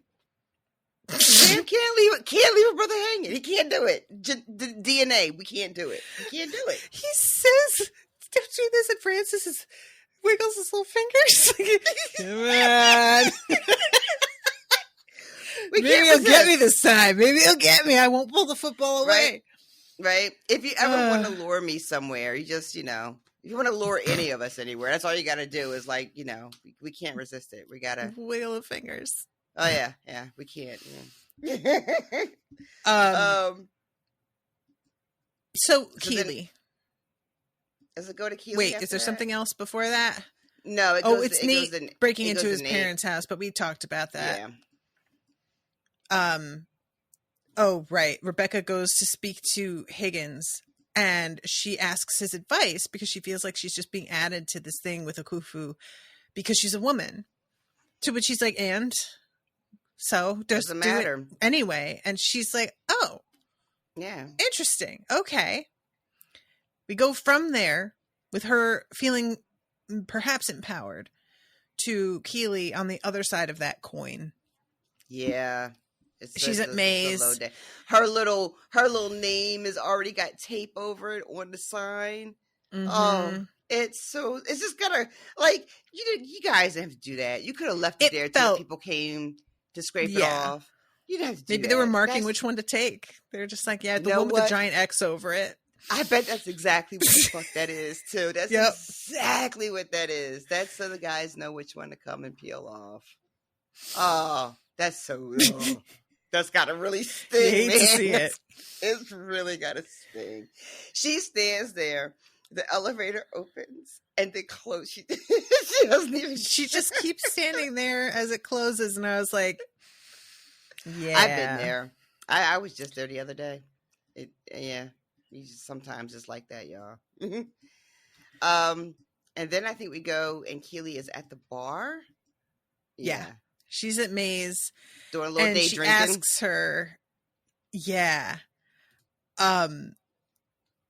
whether she owns the place and how long. May says it's 35 years, I think. 40. Over 40, yeah. And she says, like, but is it hard? And she's like, well, like anything, sometimes. But better to follow your gut than pretend to be excited by following someone else's. What would you do if someone took it all away from you? And she says, like the man once said, once you make it to the top of the mountain, what's left for you but lightning? Who's the man? I don't know. They say it all the time. That's a recurring turn of phrase. Like the man said, like the man once said. Ted says it all the time. I think it's just an expression. I don't think it's one particular person. I've never heard this, and I don't think the man says it. And there's a long pause where Keely is just kind of like, is that good or bad? And she's like, it depends on if you're prepared for it. And I was just like, okay, so it doesn't mean anything. That's fine. It's funny because it's very similar to what Rupert says to Rebecca when she asks what happened to Nathan. And he says, some people don't know how to take advantage of their shot or whatever. It's the same sort of energy that May is giving to Keely here, which is basically once you're up there, you get a shot. Are you ready to take it or not? It depends. But it's outside of the show and just as a thing that people say, super unhelpful. That is doing nothing for me. That literally nothing. It means nothing. Yeah, it's one of those scenes that it's supposed to play like she's really mentoring her, and I'm like, you're just talking in circles. None of this is anything. But she does say that she's gonna get Keely something to eat because she's not gonna let a skinny girl pass out in her pub again because it fucks her Yelp rating, which I did really enjoy. Not only that moment for her, but also like Keely seems embarrassed when she realizes that like she's in enough of a state that there's like a look on her face to me that was upset, and it didn't feel like thoughtful. It felt like, oh God, I can't believe that I'm the girl that she's worried about passing out. Like, am I there? Do you see it? Did you go to that spot?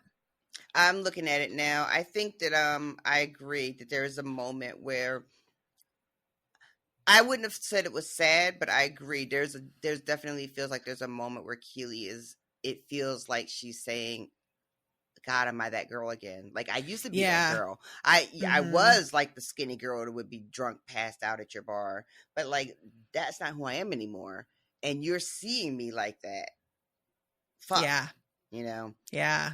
I want to mention too, just that Keely starts this conversation by asking, like, what do you call it when everything you touch turns to shit? And Mason is called the Midas shit. And that's really terrible. I hate it. That's not what it's called. Is that what it's called? We need a better name. That can't be right. I don't think it's called anything because nobody wants a character who everything they touch turns to shit. Oh, man.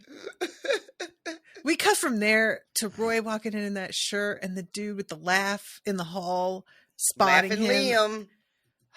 This dude, he is.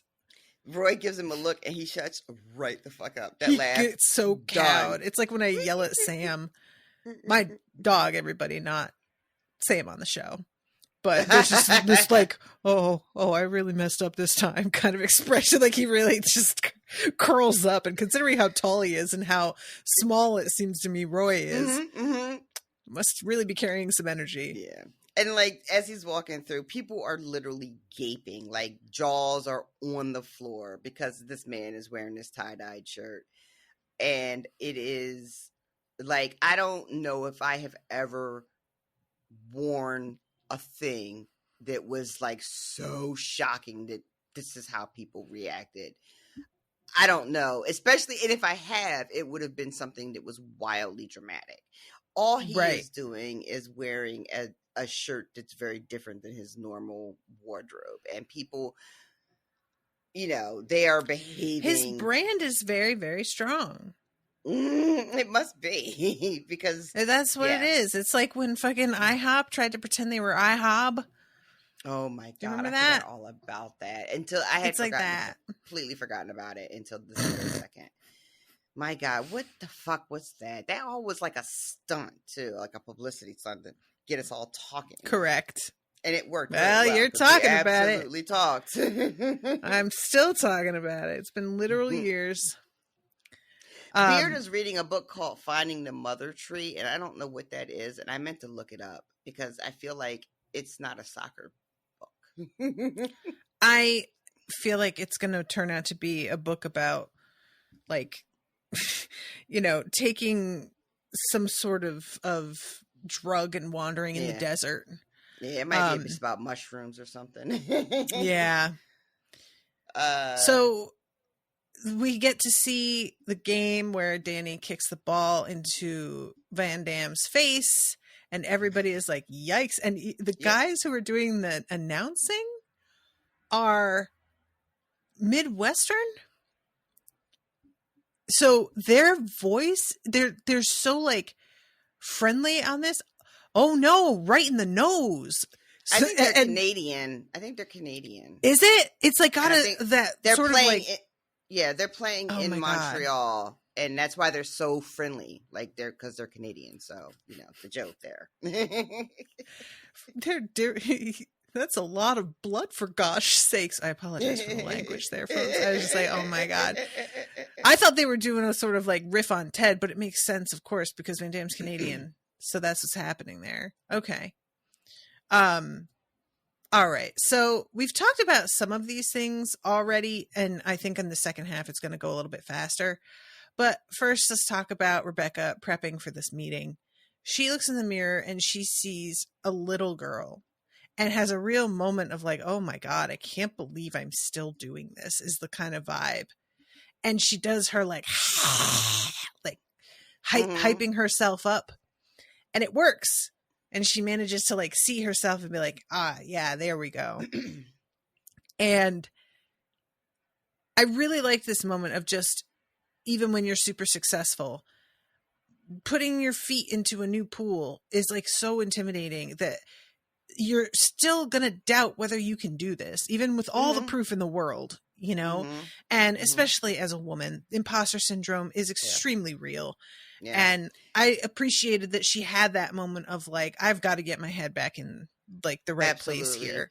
And I think it really it's important to mention too, like the room that she's walking into, you know, these are owners. These are individual owners of premier teams. This is an absolutely bonkers amount of money we are talking about. And power that these old, all of them are old. They're all white and they're all men. You know, it's not just like even like a boardroom at like my industry. This is even like, you know, this is really some top tier shit she's walking into. And so I really appreciated the show showed us her having to, like you said, get her mind and her head into the game, you know. It's one thing to be powerful and professional and run your shit and walk around your office with confidence, you know, as we see her moving around, you know, the locker room and the office and everything. But she's going into someone else's turf, you know, and she's dealing with these men who, a lot of them, she probably has met. We met like the one guy, definitely the one that's super gross about, oh, now you're in that outfit and all that shit. A lot of them, to those men, she's nothing but Rupert's ex-wife, you know? And all she did was sleep her way in to getting this team. You know, she didn't earn it. She didn't build like all of that baggage, you know? So I'm so glad to show. I mean, it would, like, I'm sure some people would have been like, in some shows, would have just had her waltzing in and owning the room because we've been watching her waltz around for 3 seasons. But I'm really glad that they chose to show us her having to get herself ready to do what she has to do. Agree. You know? And I'm going to confess too, we were actually talking, I think, about the extremely masculine lines of clothing in the 80s when women were entering the workforce in a more serious way, and how it was like you have to perform masculinity in order to be taken seriously. And I had a moment of seeing Rebecca's outfit and being like, really? You're going with the skirt with the ruffle on it for this? And kind of having to be like, ooh, I'm doing it. I'm thinking she needs to be dressed in a very specific way. You know, and so I like that they don't do that. I feel like that's very on purpose, you know? That I had, when she goes in, I didn't think about the skirt. I thought, she's not wearing a blazer? Yeah. Same thing. I didn't even think about it. Her top is pale pink, but she's wearing pink. And she's wearing a ruffled skirt. It's a very femme outfit, actually. Yeah. And I think that they're, you know, just really kind of making a conscious choice here to be like, no, she's gonna dress like pretty, it's really office girly, but it's still girly. Yeah, I wouldn't have even have shared the idea that I thought to myself, she's not wearing a blazer. I wouldn't even have included that if you hadn't mentioned that just now. I'm really glad you did. Something that I've grown so conscious of recently is like how I'll have a very knee-jerk reaction to certain things, and like stopping and being like, what's that? And so often it's just you've been trained to think a certain way, and that's just what happens, you know? And I just catch myself with that shit so much. Like this is, I had this with Keely's like very pink, white, gold setup in her office, which I loved, but a part of me was kind of like, wow, she's really taken a risk by allowing the whole office space to feel so feminine. A lot of people would not feel like that was, and I think I even talked about it because like Paula in Crazy Ex-Girlfriend winds up getting rid of all of her pink decor in her cubicle. And it's a very specific transition in her life, and that's why. But I was so bummed because I was just like, well, can't we just like, how many people are coming to your cubicle and are going to judge you on that? But what do I know? So anyway, I had forgotten about that stuff with Paula's cubicle, but yeah, that's right. Yeah. Yeah. So we okay. cut to Nate before we get to that. We cut to it's been cutting back and forth to Nate and his parents throughout this bits that we were talking about, but it hasn't really been any action. It's just like his mom taking care of him, bringing him food and stuff like that. And it's just like weird and awkward. And there's a lot of like shots of his father, like clearly feeling a way about Nate being there and mom taking care of him, but he doesn't actually ever say anything. But it's a lot of like looks, you know? Yeah. Yep. I was thinking that he was assuming his son got fired and just assuming the worst, you know, and that Nate was going to have to be like, I quit actually, but cool. Thanks for assuming I got fired, you know, but that winds up not being the direction they go. Oh my God. I paused because you wanted to talk about Nate, and the scene with Roy had already started for me. And I paused it, and one of his eyebrows is like in his hairline because he just gives I'm paused on his sleeve spot. His head is kind of tilted forward. You see where that Muppet design, like that would 30, really 33:45. My God.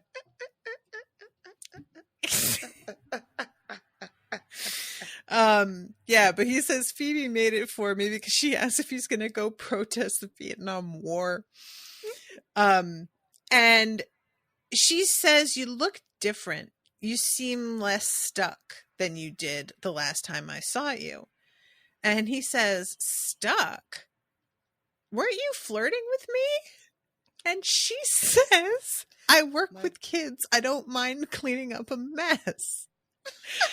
She like berates herself for this line later. And I'm like, there are no notes. What are you talking about? That's a flawless line. Like, I think it's the wrong attitude for dating for sure. You're really going to fuck your life up, but it's pretty good. I liked it. It was a surprising number of people who did not get what that line was. People didn't get what she was saying. I thought it was really, really clever. Like, if I was single, I'd have been like, "Oh, word, you do? Mm-hmm. I make quite a mess." So, you know. And she's just so like clearly very clever that I know I would be like very interested because of this line, because humor just always gets me, and those little like, you know, just be clever, and that's kind of gonna make it difficult like 90% for me. of the job. So Stacey in the chat said bonus points for honesty too. True, yeah. And she says then, I just hope that mess didn't cause too much damage. And he stops and says fudge instead of fuck. Nice to see you. And then he takes off. Yeah. Something. I'm not getting exactly what clicked here. Later, is it that she says cause damage and he realizes like, I didn't want to damage you? Is that the epiphany that he's having here? I think, yes. I think it's a combination of both things that she says. It's the suck part's really important, and then the idea of what kind of damage she may have caused that makes him sort of think about where he was when she was flirting with him, like where he was, where his head was at the time, like what was going on with me at the time when that happened. And then making what I think to the rest of the world was a pretty, well, actually, it's not even thinking. We know for a fact that Ted sees it, Rebecca sees it, because they both called him on his bullshit, right? They have both already told him what he did with Keely. And so it's not even that what Miss Bowen, I think her name is Bowen or Bowman, what the teacher says in this moment that's so, revelatory. It's just that it's fucking taking all of these people for Roy to finally connect the dots, So it's not that what she says is that profound. It's just that it finally clicks on top of the other stuff people have been telling him about himself and where he was with Keely. And for some reason, it all coalesced like in this moment for him. But I don't think if Ted hadn't said what he said about like some people, what does Ted say about like, some people don't would try. rather quit than get fired. Yeah. And then basically. Later on, Rebecca, tells him, she needs to be with somebody who thinks they deserve her. Mm-hmm. And then finally this woman is like, you seem like you were stuck back then. And finally Roy is just like, oh, I was kind of wondering if it was asshole. Like thinking about where I was back then and that he was flirting with her. And was that like part of the pattern of his? But I don't know. Might not be nothing. Might be nothing. Yeah, I think for me, and this is a really like a fucking hairline fracture of a distinction between flirting, and I don't know if people will agree with me. I think it's possible to let someone flirt with you without necessarily flirting back, but also without shutting the flirting down. Definitely. Right? So I would assert, though, that he was also flirting. See, I don't think he was really flirting back as much. I think he was enjoying the fact that she was flirting with him, and he was letting her do that. And even enjoying it, but not really giving her. He wasn't so much giving her back anything as he was just letting her do it. That's how I feel about that. And because he didn't shut her down, she just kind of like, all right, well, I'm just going to keep doing this thing that I'm doing. And, maybe I'll get something back before the day is over. And she doesn't get anything back. He leaves. But, the look she gives at his parting back. And I'm like, yeah, I would be very regretful as well. She says, smooth move, fuck witch. I had forgotten that that's what her favorite nickname was from the kids, of all the kids that call her stuff.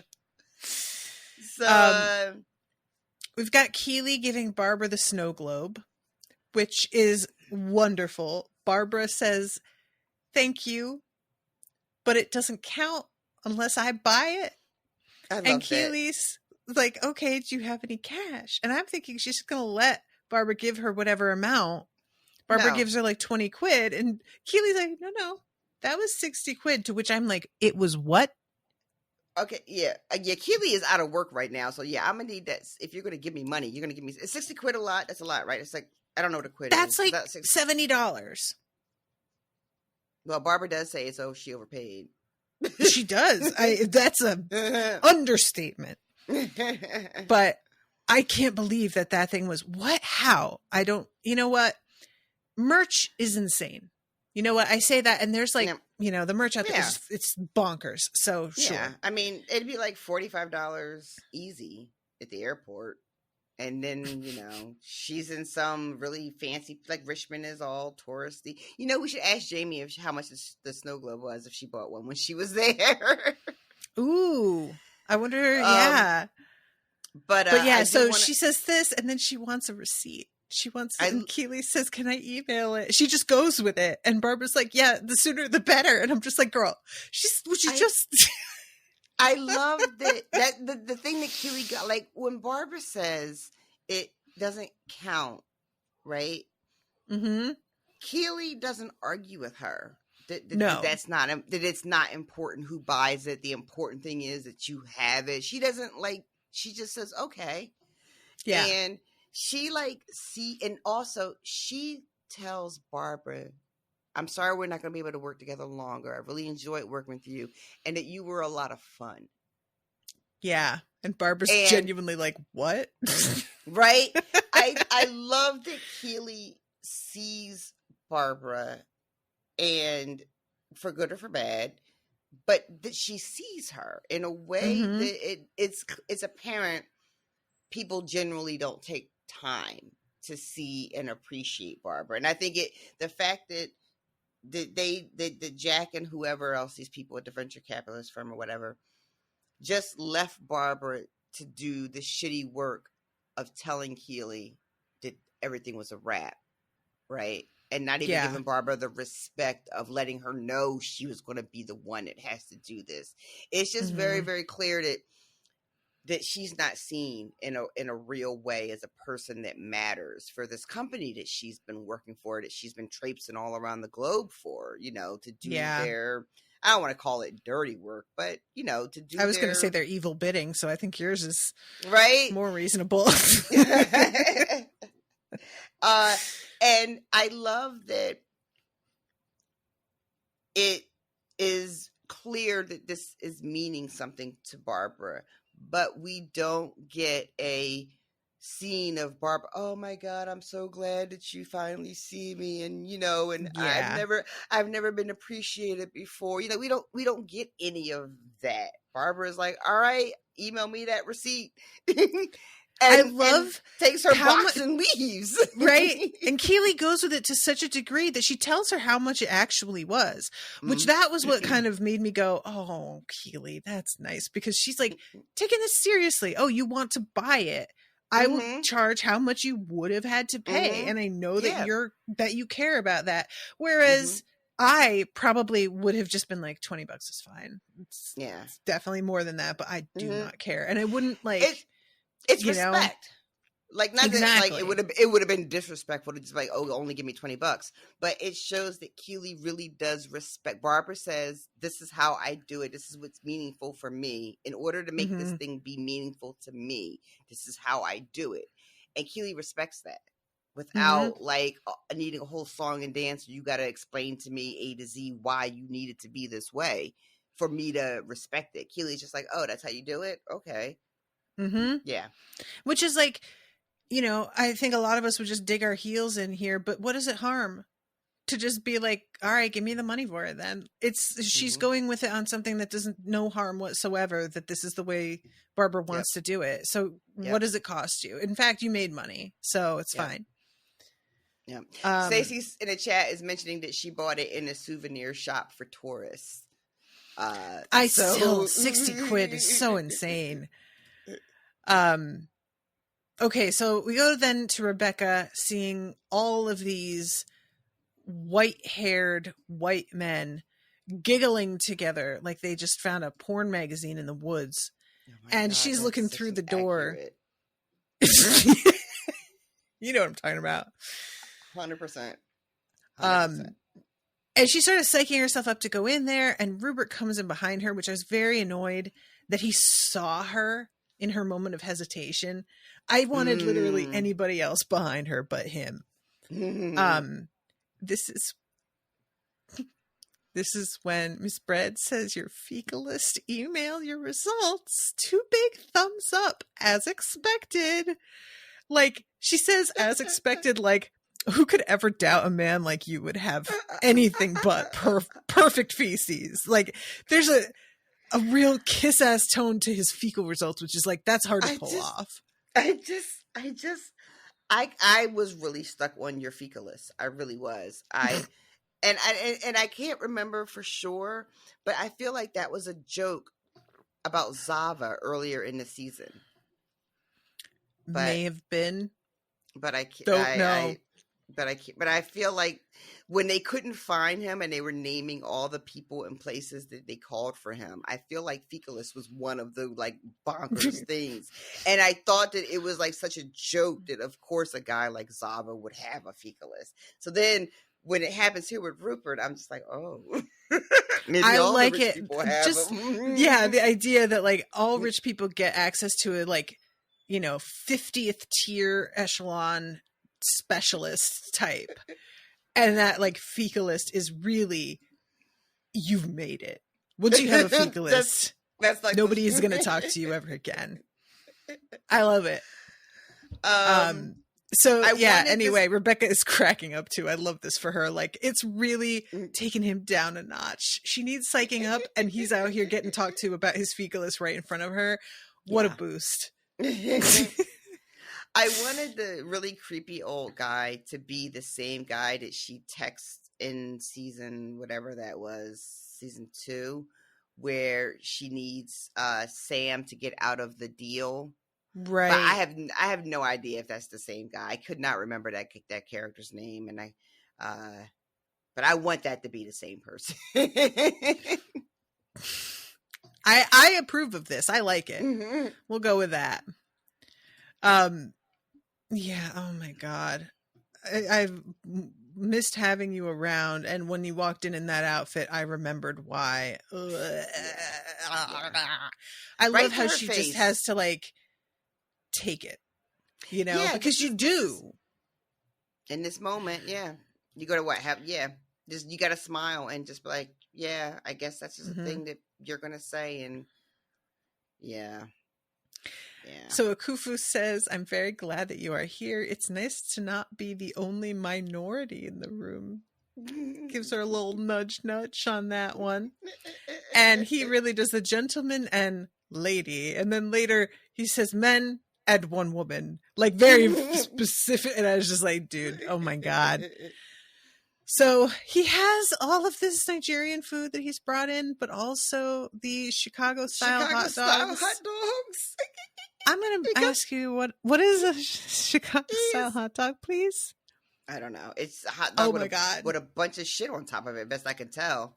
I am sorry to everybody who's yelling at me. I'm usually the food person. Nah, I'm so sorry.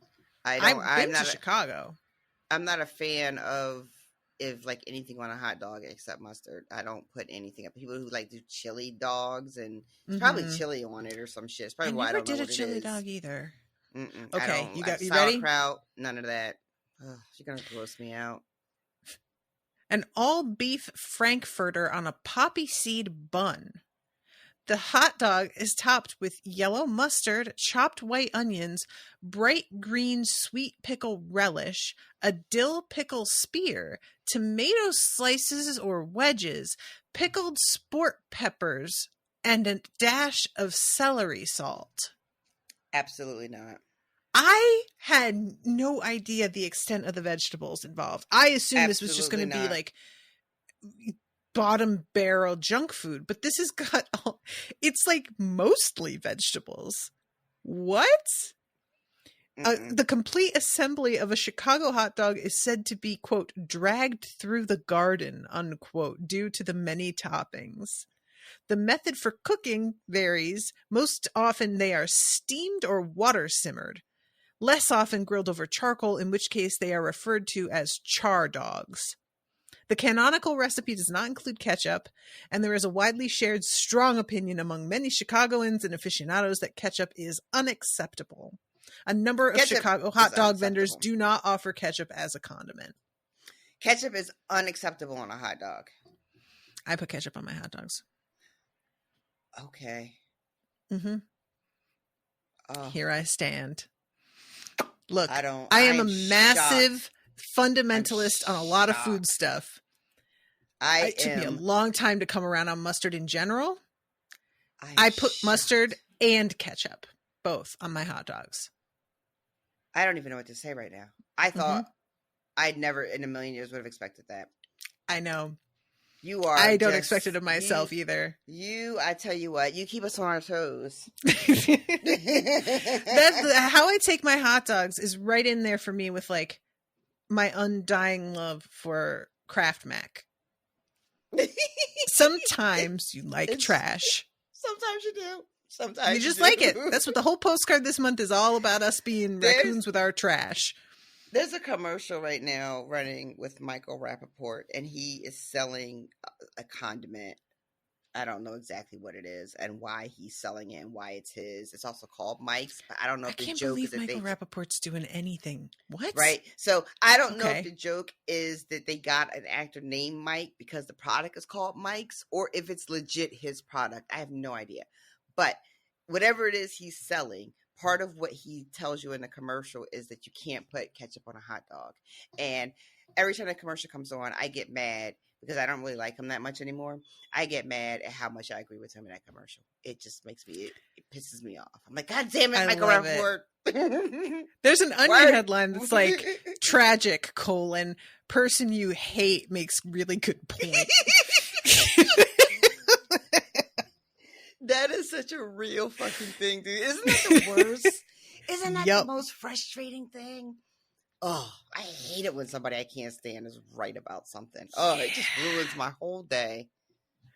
I remember one time Mitt Romney being like, what's going on with Donald Trump is unacceptable, and being like, I'm gonna need to sit down. What? Did you see? Don't. Did you see? Yeah. Girl. We're not talking about any of that.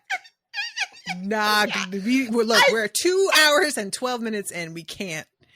I just wanted to check in and see if you saw it. That's all. I just wanted to see if you saw it. That's all I had to say. Yep. Did you see the mute challenge? No. People were taking everybody on mute and then cutting him in. Oh my God. Talk about he won the mute challenge. You guys, if you don't know what we're talking about, just look up what happened with Mitch McConnell. I don't want to talk about it any further than that, but I swear to God, Black Twitter is just, what do you call it? You can't call it Black X now. It's Black Twitter forever. Nothing's ever changing over to X, right? We're still calling it Twitter. When we're forced to talk about it, we're all still calling it Twitter. We don't want to talk about it, but yeah. But truly, like, the best memes, you just undefeated completely. Okay. We gotta focus. That's all I wanted to say. So he has everybody sit, and we go over to Nate's house again. And this is catching up to what we have been talking about. He's just like in a bit of a fugue state, wandering around. If you want, we can wrap up the Nate while we're here. Yeah. Let's just go through the rest of the Nate storyline while we're here. And he's looking at a photo album of, baby pictures of himself, which I have to assume that a lot of these are actual baby pictures of his, because they do that oftentimes with actors, but I don't know. Yeah. And it's really, really cute. And eventually there's a reminder of, like, things that he used to love. Mm-hmm. And you could see him just having a moment. And I had this moment the other day. He I think sees a picture of himself playing a violin. We don't see that picture, but he's like going up in the attic, and there's almost a feeling for me of like, is he searching for it? But maybe he wasn't. It might have just been something he stumbled on. It doesn't really matter either way.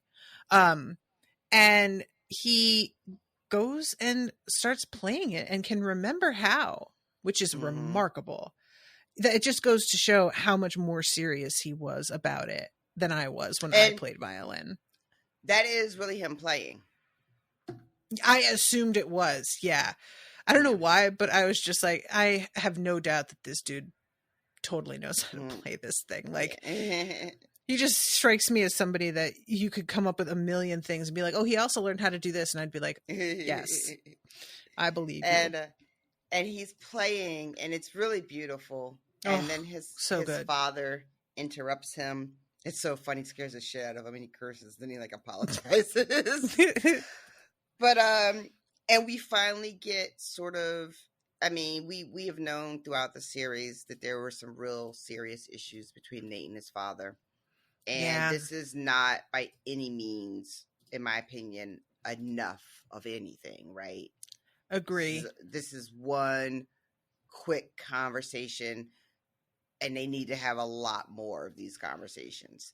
But what comes out, this is one thing that I was confused about, and I really don't know.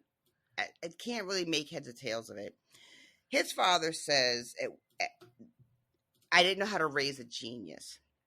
Yeah. And this appeared, Nate takes that. It's almost like this is the first time he heard that he was a genius. Almost like no one ever told him. But they're talking about how his father pushed him to just be the best at everything he's ever done. Right. And turned everything, made everything in Nate's life, put him on such pressure on him that just took the enjoyment out of everything he did, and ended up sort of leaving Nate with this overwhelming sort of like, I don't know what to do with myself, you know, I don't know how to be a person. But that has to be me misreading, right? Like, it makes no sense. I don't think so. I read it the exact same way. He seemed really, he was like genius, almost like he had no idea. Does that, why, what? How could you I'm confused be a kid? Why you're confused. I don't know how you could be a kid in school. And maybe it's because I've been rewatching a lot of Malcolm in the Middle, and all they ever do is talk about his IQ. I'm trying to imagine a kid being a genius level kid, and like teachers and professors not constantly being like, you have a IQ of 100 and blah, blah, blah. You know, how do you make it to your middle age and never know that you know, why would they keep that from him? It just was really shocking to me. I had a lot of trouble wrapping my head around it. I don't know if it, like, his genius necessarily manifested in a way that schools would be able to tell. It doesn't always, you know, sometimes like, there's also the possibility, although with his father, this seems remote, that he is just like, I see you as a genius because you're my son, but I don't think that's this guy's problem. It definitely reads like there was a third party that informed this parent that there's something special going on with your kid, because the father, the father also says, well, I didn't know what to do with you. I didn't know how to raise you. It was like, I thought I just had a regular son, and then somebody came and said, no, your son's special. And then they didn't know what to do with him. So he was like, I just thought that that's what I was supposed to do with you now, because, you know. I did not read it that way at all. That's interesting. How did the way that I was thinking of it was, I'm raising you like a normal parent, and then I see that you are excelling at everything.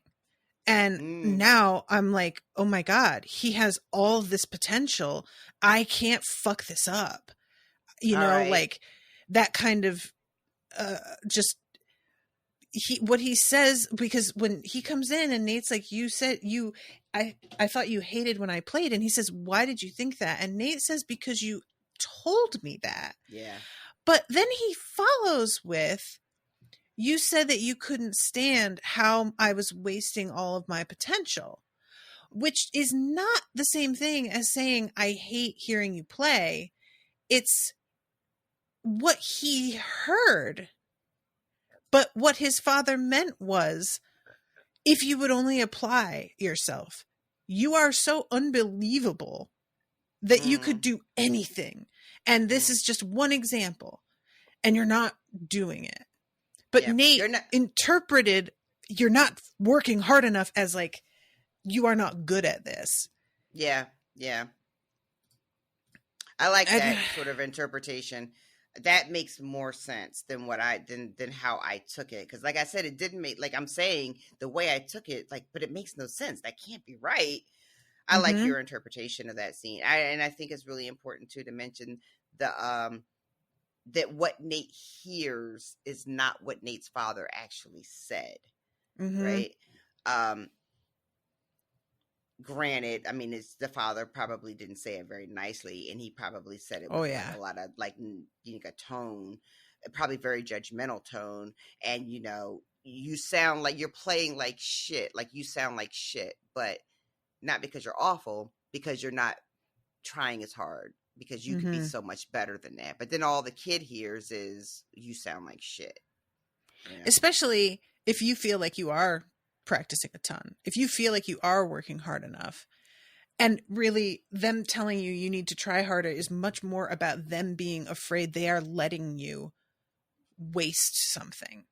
Right. Which is just, it's so much more about his fear than it is about Nate's performance, that it's really like saddening to hear how it translated so badly and did so much damage. And he clearly did not intend that at all, but he was not hearing himself, because all he wanted was to make sure that he gets the chance that he needs to, you know, do something that he hadn't gotten a chance to do himself. Yeah. It's just like, I love this idea. I love this. I love this framing. I feel so like, because what Nate says, you said I was squandering my potential and wasting my privilege. And then his dad responds to him, you were given opportunities I never had, so I expected a lot from you. And he says, well, it scared the shit out of me. And his dad looks really sad and says, I know that now, and I'm sorry. Yeah. But I really, the being the child of an immigrant thing, both of my parents were not immigrants. So I know that my experience is very different from people whose parents both were, because there's a unique type of like pressure that comes from that. But I did come from parents who did not come from privileged backgrounds as well. So my dad was an immigrant, and he was dirt poor in Colombia. And my mom grew up poor and abandoned, and she basically, the way to escape her life was getting married to my dad when she was 16. And she didn't graduate high school even. So I had both parents wanting so much for me to like not waste potential as well. And I look back and see the way that my dad reacted when I like switched colleges for like the third time. And I can understand now the frustration that he was likely feeling, because his other kid was born and raised in Colombia and wound up coming to the US, and he wound up going to college, but it was a distinctly like different set of opportunities for him than there was for me, because of having been raised in the US and having done all my schooling here, the advantage that I had.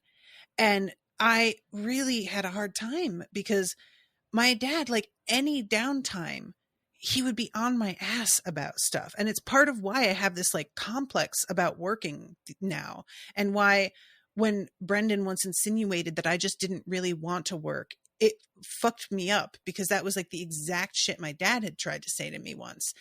But I had also been raised with this, like, you're so great at so many things. The world is your oyster. Pursue your dreams, which was the line a lot of us in our generation were fed. And then turns out following your dreams does not pay, because all those jobs go away and nobody cares. So I had this like intense work ethic, but also was encouraged in a different way by my mom specifically, who was American. I don't think if both my parents were Colombian, I would have had that pursue your dreams encouragement the same way. My dad was so practical, and he would have just wanted me to be financially steady. And that would be his main priority. If he had gotten his say, I don't think my mom would have had as much influence over me as she did to like go towards things that were more creative. If they had stayed together, then things probably they didn't split until I was 18. So, but I don't think that would have. If you don't think after like you well, I guess by 18 you would just do whatever you wanted to do by then too, so it wouldn't really matter what they wanted. But I feel like because 18, I was in my sophomore year. Because I went to college when I was 17, so I had already switched from Carnegie Mellon to that abroad program. And when I came home from the abroad program, that's when they had split up. Oh. So I think it was kind of a done deal. Yeah. So they exerted their pressure, but in really different directions. And one of them involves a lot more discipline and involves like so much more stripped down practicality because there are very real concerns underneath that. And the other is all about following your gut and being creative and making your own choices. And of course, one of those seems like way more appealing. So, and all of fucking media, by the way, encourages that. It's nothing but movies out there with like, her mom won't let her be a dancer, but she's an amazing dancer. And she goes on to be a dancer. And her mother realizes, I was wrong to stop you from being a dancer. And that's like every dance movie. So I had this thing in my head where like my dad's just the guy with the stick up his ass. And eventually when I'm a huge success, he'll just be like, I was wrong. You should have pursued your dream. Good for you. And spoilers, that is not how it went. It was not at all. But when my father died, I did not have a job even. So I often think like, what would he make of what I do now? I don't know what he would think. But anyway, all this to say, I just really feel for people who are immigrants and know that their kid is being given all these opportunities and want the best, but don't know how to convey that urgency without it being damaging, because I don't know how I would handle that. You want people to you want your kids to simultaneously fully appreciate the opportunities they have, but also never go through what you had to go through. And those two things can't both happen. They either have these opportunities because of being born without the problems you did, or they do go through that shit and come away with a full appreciation because they fucked up somewhere too, or had a fucked up situation happen to them. Yeah. You can't have both. Ultimately, I think even if like you can't have both, but also a lot of like the root of all of this, those anxieties that parents have is trying to help your kid avoid learning lessons that can't be avoided, that you have to learn. Like all the shit we try to impart on our children is our attempt to try to get them to not have, like, what, I don't want you to go through what I went through. I don't want you to have to make the same mistakes that I made. But that's just part of the deal. That's literally life. That's it. So yeah. And like to bring it back to Nate and his father, and like the way I clearly misread the scene because it just did not make sense to me. But again, I really think it has a lot to do with just my idea of what pop culture has told me what it means to be a genius, right? From our sitcoms and our movies, it means a certain thing, right? So I had just sort of thought it was the same shorthand and completely missed the idea that no, you can be raising a kid and just be like, shit, everything I put in this motherfucker's hand, they just do well. Yeah. Like, everything they touch, they're just like, it just never even occurred to me that this could be a father looking at his son and being like, my son could literally do whatever he puts his mind to. I have to figure out how to encourage this. I have to figure out how to nurture this. Like, what do I do with this? And then because you have no experience in this way at all, you end up picking the most toxic thing you can do, right? It's so incredibly sad. And I think the shock that Nate has on his face when his father calls him a genius, I misread it as no one ever told Nate. But really, it's Nate hearing his father, who he thinks I'm the worst. He's a failure. My father just said I'm a fucking genius. That's the shock that Nate's face that I completely missed. And so really grateful for this moment that like revisit that moment. Cause I was fucking lost, y'all. I'm not gonna front. I was just like, what is happening? What is happening in this moment? Did they not tell him he was, why wouldn't you tell him that? But yeah. It's just really like the regret that his dad has. This is the sort of shit that scared me out of ever wanting to be a parent. Yeah. Looking back and being able to clearly see the damage you did and how you didn't mean it, but he leaves Jesus, the room. exactly. Like it's clearly him looking at his kid like, profoundly sorry. And just, there's nothing, that's just, the idea of feeling that is so scary. Somebody's whole fate was in your hands and you fumbled it that bad that they can't even like, could not do it. I don't know how people, like me and you have talked about this across various shows, that weight, that responsibility, you know, it is a fucking lot. It's a lot. It's a lot. I don't know how people, I mean, I guess everybody just does the best that they can do. Yeah, I was thinking about my father after I got done watching this episode, and I still have, you know, back and forth on a lot of things that have to do with my dad, but I was thinking how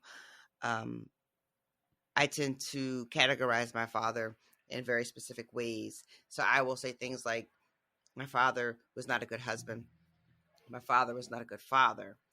But, you know, he wasn't a bad person. You know, he wasn't a bad man. And, you know, there's a conversation to be had. If you are a man who chooses to be a husband and a father and you don't do either of those things well, what does that really say? Right? But I might not necessarily be interested in that conversation. So, but you know, I mean, like that. You know, you have one job. You're a dad now. You got one job, and like you said, you fucking fumbled the bag. That bad. That's saying a lot about you. Just a real fear-based approach to things, which again, I really understand, but it just sucks. It just sucks. It sucks for everybody. But so it's a real moment, like of breakthrough, and it feels like something shifted for Nate before this. So I like that it's like getting this confirmation after that he's good, even though he had already begun to really come into his own success. And I liked that it didn't seem to like totally completely hinge on, I need my dad's approval. He started to come out of things and then his dad gives him the approval, but it's not the motivating factor for the change in his brain. You know what I'm saying? Yeah, agreed about that as well. And because it's just really easy to be like, oh, he healed once they had this but sometimes you don't get these moments. Sometimes you don't have the chance to have a conversation where your parent tells you, hey, I'm really sorry about all the things that I fucked up. It's most of us don't get that. So you have to figure out a way giving a ray of hope that you can still get there without it is helpful. Because most of us do have to figure out how to get there without it. So I agree with you. I like that we started to see these small changes in him.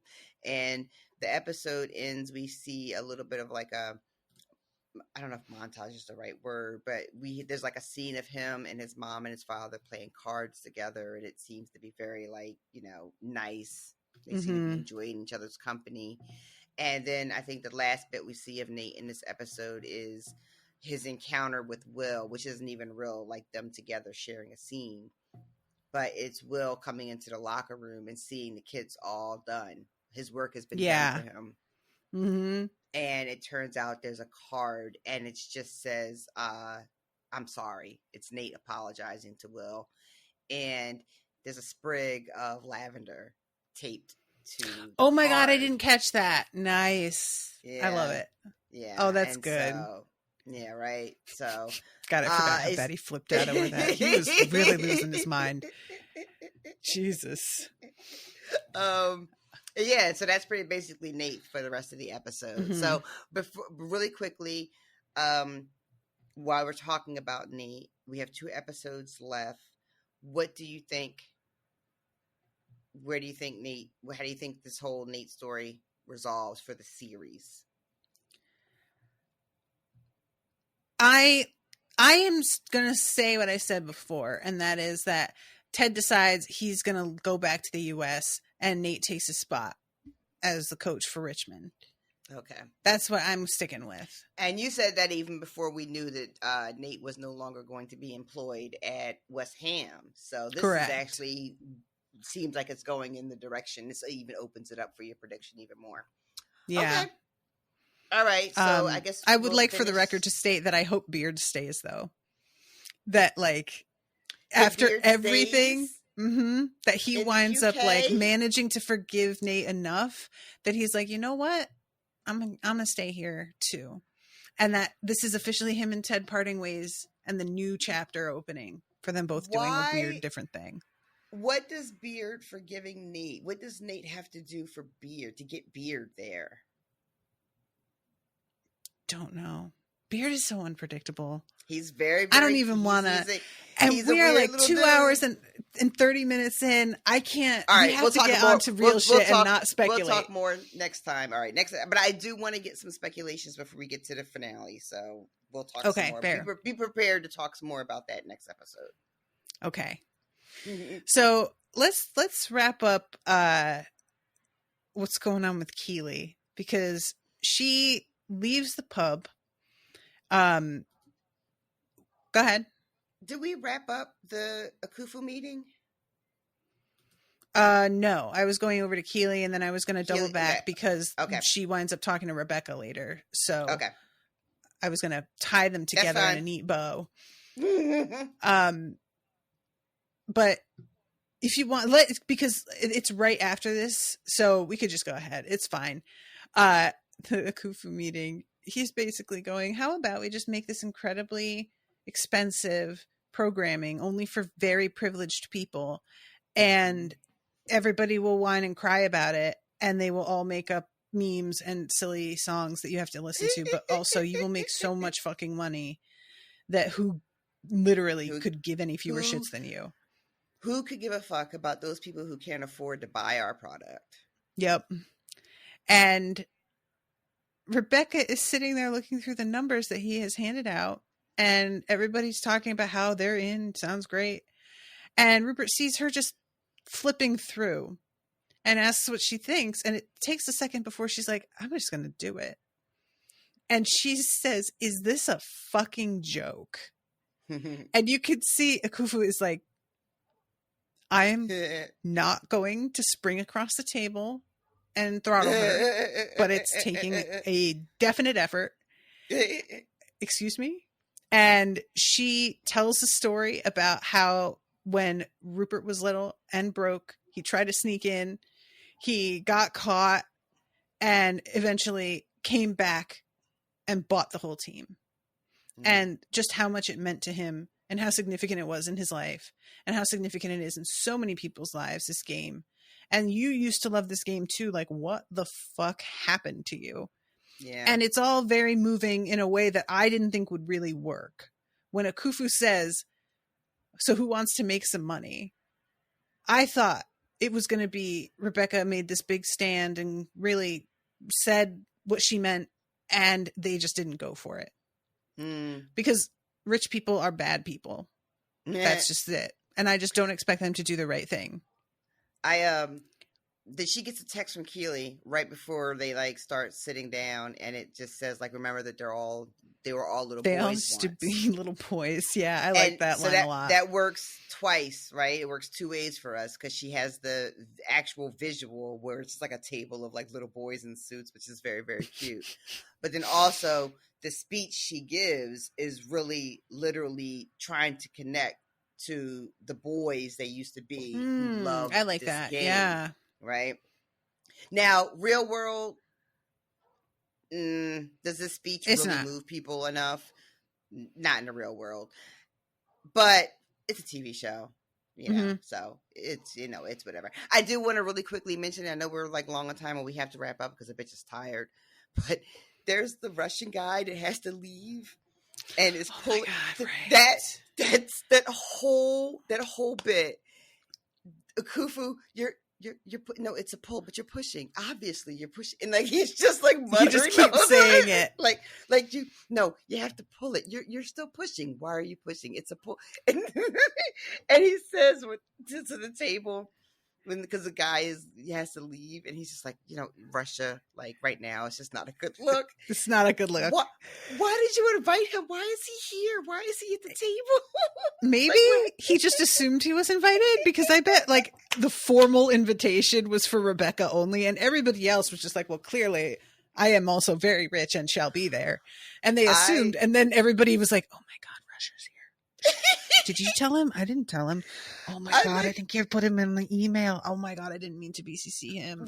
This is what I'm thinking, right? I feel like that he told him, and then whatever Russia pulled, right, happened, and they're like, oh shit, we forgot to tell that guy not to come. I like it. But yeah, so she gives a big speech, and then they all kind of back out, and then it cuts, and he's like storming out, and we don't know what has happened, and then we come to the boardroom, and it is a mess. Everybody's covered in food. It was such a good reveal. I laughed so loud. I was like, I had to cover my mouth because Owen was napping, and I let out a real roar for a second because they're just sitting there like, and Rebecca, the fact that she's trying not to laugh already is what got to me. The fact that it's like a silly moment and she is acknowledging how silly it is. Like, I can't believe this really just happened. And her and Rupert get to really giggling. They make eye contact and they're both like, can you believe this? They're the only two that are really laughing. Like, they are fucking having a real time. Everybody else is just kind of still kind of like, stuffy about the whole thing, but they are cracking the fuck up. Yeah. I love it. I love it. It's a nice moment of just like, oh, this was what it was like with them for a minute. Yeah. You know? And it's just like some of that is, you can see it. It's just, so then they get up to leave. Some guy mentions their honeymoon or like their wedding night and how they both really wanted him to get lost. It's the same fucking guy, dude. It's the same guy from the beginning. Same fucking guy. It was like he was like, you couldn't have said anything to better set Rupert up if Rebecca were vulnerable to him. And it just, I'm like, did you pay him to say that, Rupert? Like, you know what I mean? But anyway, he then does the whole, oh, you've got some food, can I get it? And then he leans in for a kiss and she steps back like genuinely startled, like he turned into a snake for a second. Yeah. And she stops him and she just says, Rupert, and shakes her head. And he looks truly startled. Yeah. Like, and I did not think I was misreading this so bad. Her expression when she says no, she shakes her head. It's like, there's pity in it. Definitely. And that was my favorite part. Like, we have so many moments, right, where we talked, especially in the first season, where it just felt like he just kept catching Rebecca at her worst moment, right? Like, he was getting all the digs in and catching her at her worst, and you were just like, God damn it, you know? Yeah. And then like, it for a long time it felt like what I wanted really was just like, I wanted some fucking satisfaction. I wanted to see her give like the smackdown. But having her have honest to God pity. Yeah. Like, oh, that is low key satisfying as fuck. Just like, oh, you sad. There's something about too, like the startlement that she has. Like, she really didn't clock that he was feeling this way, even though to me it was obvious. And I like that because it implies that he had a whole narrative in his head, and that expression proves it was nothing of the sort, which I think that's like the look on his face of really being like, oh, I really misread. It's just a sudden total shift. He thought they were in on this together. They were connecting again, and he was working his magic on her, and it was like, and then to realize she's super not into this, like genuinely repulsed. You gotta recontextualize all of this stuff. A whole so movie embarrassing. In his head. A whole movie in his head that he just thought they were starring in together, and it was just him. Yep. Fantastic. And then we go to Roy trying to fucking slide this note under Keely's door. Oh my God. I also loved it. It's a jump scare. It's a reverse jump scare. Like, finally somebody has slid up behind Roy. Oh, yeah, that's right, because people kept catching her. Yeah. So. And she gets this look on her face, and then looks up at him and he thinks it's all awkward because she's reading it, but it turns out that she just doesn't know how to read his handwriting. Not at all. Which I love so much because like Owen has really bad handwriting. And I'll have this sometimes. He'll give me a card and I have to take a minute to really get it. So he reads it to her. Dear Keely, I want you to know something. You never did anything wrong. It was all me. I was stuck in my own shit, and I didn't want to cause you any harm with it. So I pulled away. But you are Keely motherfucking Jones. And he says this as he decides to just put away the paper because he is speaking from the heart here. You are Keely fucking Jones. You are and always will be. And I'm sorry if I ever made you feel anything other than that. And it turns out that this really is a vulnerable moment for her because we find out that they hooked up. And I was cracking up. Telling Rebecca, could you imagine if you got back together with Rupert? How low would you have to be in that moment to get as Roy is walking out putting the robe on? Girl, it's not the same thing. But it's real fucking that's very close. Embarrassing. It is so not. It is so not. Rupert did not treat Rebecca like Roy treated Keely. No, I don't mean that. Okay. I mean as far as an emotional state that Keely is in right now in this moment. And okay, I got you. What she's trying to say to Rebecca about how low Rebecca would have to be feeling in order to consider like hooking back up with Rupert. Yeah. Which is why Rebecca is giving her this look because I mean I don't think Keely, well, I'll just be quiet. What? I was going to say like the look Keely gives Rebecca when she realizes that Roy is there. It is in my opinion, it's a very do as I like, oh, I've been called out, but like also like, this is not about me right now. We're talking about you right now. kind of thing, you know what I mean? Oh my God. I forgot to, the robe he's putting on is pink, but he does have his jeans on. It's an odd combo. I mean, they definitely got it in already. I would just like to also mention between this and him taking his t-shirt off earlier, we got to see a lot of shirtless Roy, and I just am such a fan of chest hair. So much a fan. I really appreciate it. If you could just do like a Vanity Fair spread or something, that'd be great. Also, when she calls him a floppy cock. When she opens the door, she says, "Oh my God, have you been shot?" Because Rebecca's shirt's got all this stuff. And it does look like dried blood because it's like a red brown. So yeah, it almost looks like she had her throat cut or something because she's got her her turtleneck up.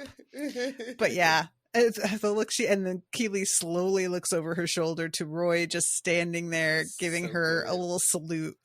And I enjoy because I kept thinking about it simply in terms of Roy being here, but what that looks like for Keely. And then I had to be like, oh, and Rebecca told him to get his fucking head right. And the next time, like, she sees the two of them, he's coming out of her bedroom and he could just be like, I took your orders very seriously. So then we have the last moment where she is getting in touch with some clients, Keely, and like setting up a meet with them. So she's going to try and continue to do things now that Rebecca is funding her. And I'm so excited that she's getting money from Rebecca instead. Well, this is wonderful. Yeah. And it's weird too, right? Because like, I feel like we had a conversation earlier about why Rebecca couldn't just be behind like Keely. Like, why does Keely need like the venture capitalist firm or whatever? But but here we are, right? Like we eventually got here. We had to go like this long roundabout way, but here we are. And I like that. I feel like some shows would have been very much like Keely wouldn't have accepted this. And initially, Keely's like, "Oh, you can't do that." But then Rebecca's like, "No, I can." And Keely is like, "You know what? That'd be awesome. I love you. Great." Yes. And I feel like oftentimes shows treat us like, "No, we can't let her do that. They're friends. You can't let her do that. You know, it'll ruin the friendship," or whatever other like sitcom-y things we're used to hearing. And they're like, "No, she can do it because she fucking wants to, and that's it. She's gonna do it now." I like how like it shows so much faith in Keely. It shows just how successful Rebecca has to be, that she can privately fund what this whole company was funding. And it also is there's also a sense of honesty to it, where it's just like, "Oh no, I can't accept that. I have to work from the ground up," when we know that's not how it fucking works, kids. Nobody has their own company like that's worth millions of dollars and doing amazing business because they didn't have connections to anybody else who could invest in them. That just doesn't happen. So I just appreciate like, yeah, she's going to need big bucks to help her. Definitely. And I like that Keely accepted it. I like that Rebecca was in a position to offer it. I like that we don't get a bunch of drama about how can these two women go into business and how will they be friends? Like it reminds us when Rebecca first offers Keely the job as Come PR, close to your mic. She says, Keely's like, "How can you can't just offer me a job?" And Rebecca's like, "Men do it all the time. They make deals in bathrooms and give each other jobs and shit all the time. Why can't?" And this is very much in line with that, Yeah. And to your point, if you are watching this and you think that this is not how it works in the air quotes real world, you are mistaken. It does work like this. It exactly absolutely like this. Works like this. We have the team getting together in the locker room, and poor Van Damme being very twitchy with his poor taped broken nose, and Danny just acting like nothing happened. Like, "Oh, what a crazy game," without taking any responsibility. And I was like, all right, you may be just a lunatic, Danny, at this point. Like, sir, you injured your friend. He says many memories. Yeah, I'm going to take this fucking bandage off my nose and put it in my scrapbook. Then we have Sam coming in, and he pulls a postcard out of his bag that says 1994 Nigerian World Cup team. And was that him on the team? Is that why he's hanging that up? No, that's the picture he used to have in his locker that he burned when they were getting rid of the ghosts. He used to have a framed picture in his locker. So now he's just replacing it. Basically, this is him. I'm putting my dream back up. I'm not giving up on my dream, or whatever your interpretation wants to be of this moment. But he had that picture in his locker before. I think I interrupted you when you were talking about Keely being on the phone, trying to get new business, and that's when Barbara comes in. Oh, right. I had forgot. Yeah. And this is when Barbara establishes that she gave her notice with them. She resigned, and she is going to work for Keely if she needs her, to which Keely just gives her a giant hug, which clearly makes Barbara very uncomfortable. And then Barbara also is like, I only get snow globes when I have a job. So here's this back, and you're going to have to let go of me so that I can get you the receipt. Never change, Barbara. Delightful. Because Barbara wants her money back, because I'm returning you this globe, so I want my 60 quid back. Amazing. Yeah, that was a really nice surprise. I have to say I didn't really see that coming. I just really didn't. Oh, you didn't? I was like, there's no way Barbara's gone. Yeah, I mean, I just wasn't expecting it. I didn't think I cared, to be quite honest. I liked Barbara a lot, so I was very invested. And so when she comes back, I really enjoyed Barbara, but I didn't think that she was ready to separate from what she had going on with Jack. Right. And she had been with the company for so long, and I don't want to take up too much time, but as shitty as what happened, as far as them making her responsible and all that stuff, I don't think I appreciated how important what Keely does with the globe, the snow globe, coupled with how they left Barbara to clean up their mess. And I don't think it occurred to me that it probably is not a one-time occurrence. They've probably been treating her and taking advantage of her, right? And I just don't think I really appreciated how important that moment with Keely and the snow globe was. And it being on top of it being sort of a last straw situation for Barbara, right? So yeah, I have to say when this happens, I was like, oh, okay. I was kind of wondering too if, like, knowing what happened with the sex tape and the statement that she was being pressed to make and she didn't, and that seems to be the reason behind them closing this up, if that wouldn't get to Barbara a little bit, like something this ugly. I don't know what kind of scandals they have had, and what she's seen already, right. But that might feed into it as well, just being like, you really got done dirty. Like, we were not amazing, but we were doing okay, because she knows that she was hooking up with Jack too. So, and I don't know.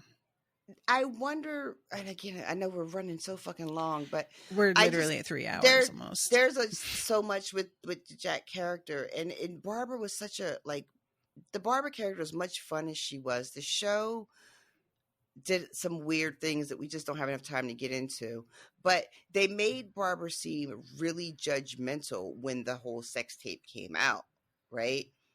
Did she? I thought she said, "I'm sorry about that" to Keely. I don't remember. I mean, I think she's sorry that it happened to her, but her attitude felt very, like, I don't know. I took her as just being kind of just like very judgmental, and I don't remember that at all. It could be like, I don't know how much how much Barbara has seen Jack be like this with other women or whoever, right? Like, I don't know how much Barbara has seen of Jack, and maybe this behavior is like a pattern, swooping That'd in, be interesting. sweeping somebody off their feet, and and then bailing on them. I don't know. So I don't know. I just never had a good read on Barbara. So I was really surprised when she comes back. A lot of people weren't. You weren't. A lot of people in real time were like, "Oh, I knew she was coming back," but I was caught off guard by it. I'm looking forward to seeing more of her, but even though there's only 2 episodes left, I'm just seeing Stacey talking about the moment where Keely writes the number down. And Rebecca says, "I have that on me in cash." And I really do like the fact that Rebecca does a moment of like, "Are you serious?" Which Keely thinks means that's an insane amount of money. But really, Rebecca's like, that's so not a big deal. Absolutely doable. Okay, real quick. We have Roy coming in voluntarily this time in another tie-dye shirt. I don't know. I mean, it was voluntary last time, but I get the impression he bought it because it's in extremely dark colors. So it's like him being like, "Oh, I'm playful now," but it's still in an extremely muted way. It's the rest of the rainbow.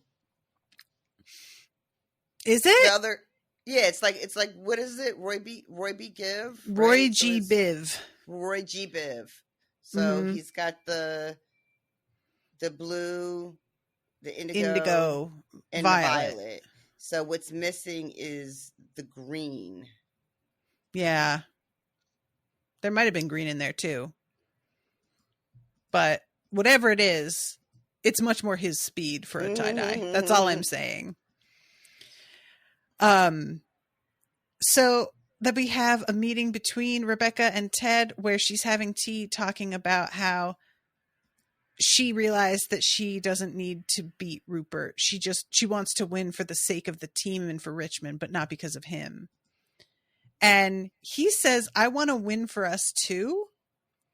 And she just spits her tea all over his face. She says it feels ceremonial at this point. In what way? What?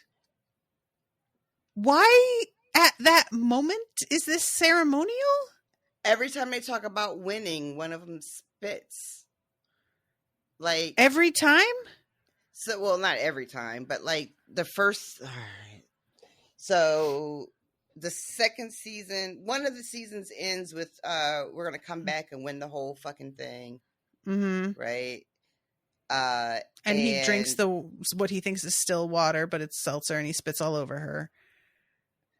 And then is that the first season or second season? That's the end of the first season. And then the end of the second season, who spits on who? That's what I'm saying. I don't remember another one. I thought so that's why I felt like saying it's ceremonial is not exactly hitting for me. Do you remember? If you're still here in the chat, do you remember? Stacy, if you've hung in this long, that's an MVP award. Stacy, I'm here. Do you remember? And I'm not saying that if you jog my memory, I won't be like, oh, right, I remember that. I'm just saying, like, the fact that I don't even recall, to me, means that this joke didn't work too well. That just felt really weird. That's all I'm saying. But yeah, and that's the end of the episode. We finally did it. We reached the end of the episode. And you know what happens now? No, you got a patron. It's an air horn sound. I'm sorry, Stacy in the crowdcast didn't hear that, but I didn't replace the battery on my button still. So I'm doing it with the soundboard on Zencaster. I was about to congratulate you for getting new batteries. I did not do that. I was so proud of you. Listen, batteries, what are we even doing? Batteries still. Come on. I'm talking about obviously rechargeable ones, fine, sure. But all right, so we have first new patron this week, Christy Sexton. Is it Sexton? Yay! Yes, Sexton. And Megan Lopez. This is really hard to do, this button.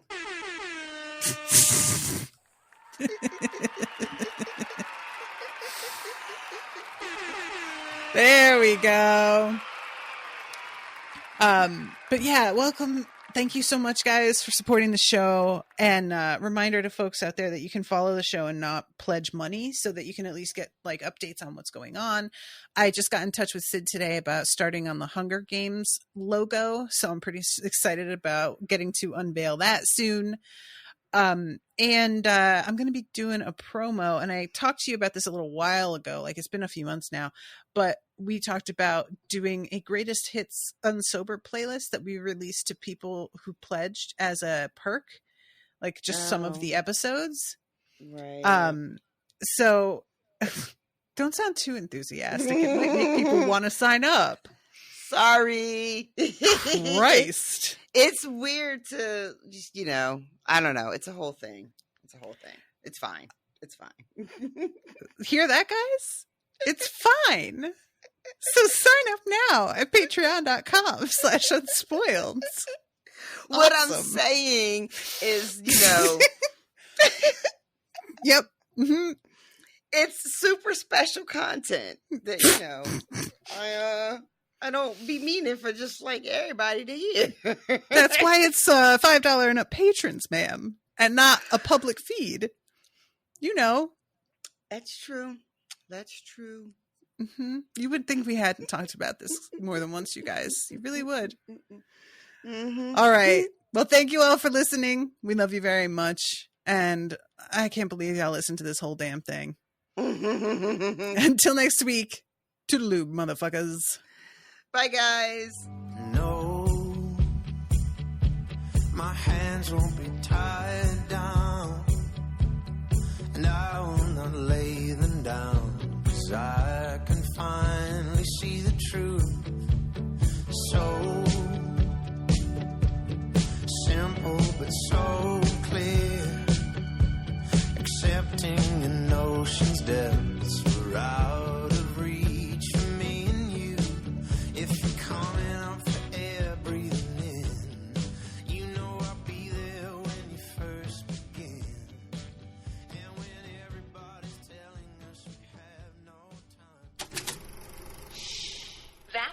Unspoiled Network podcast.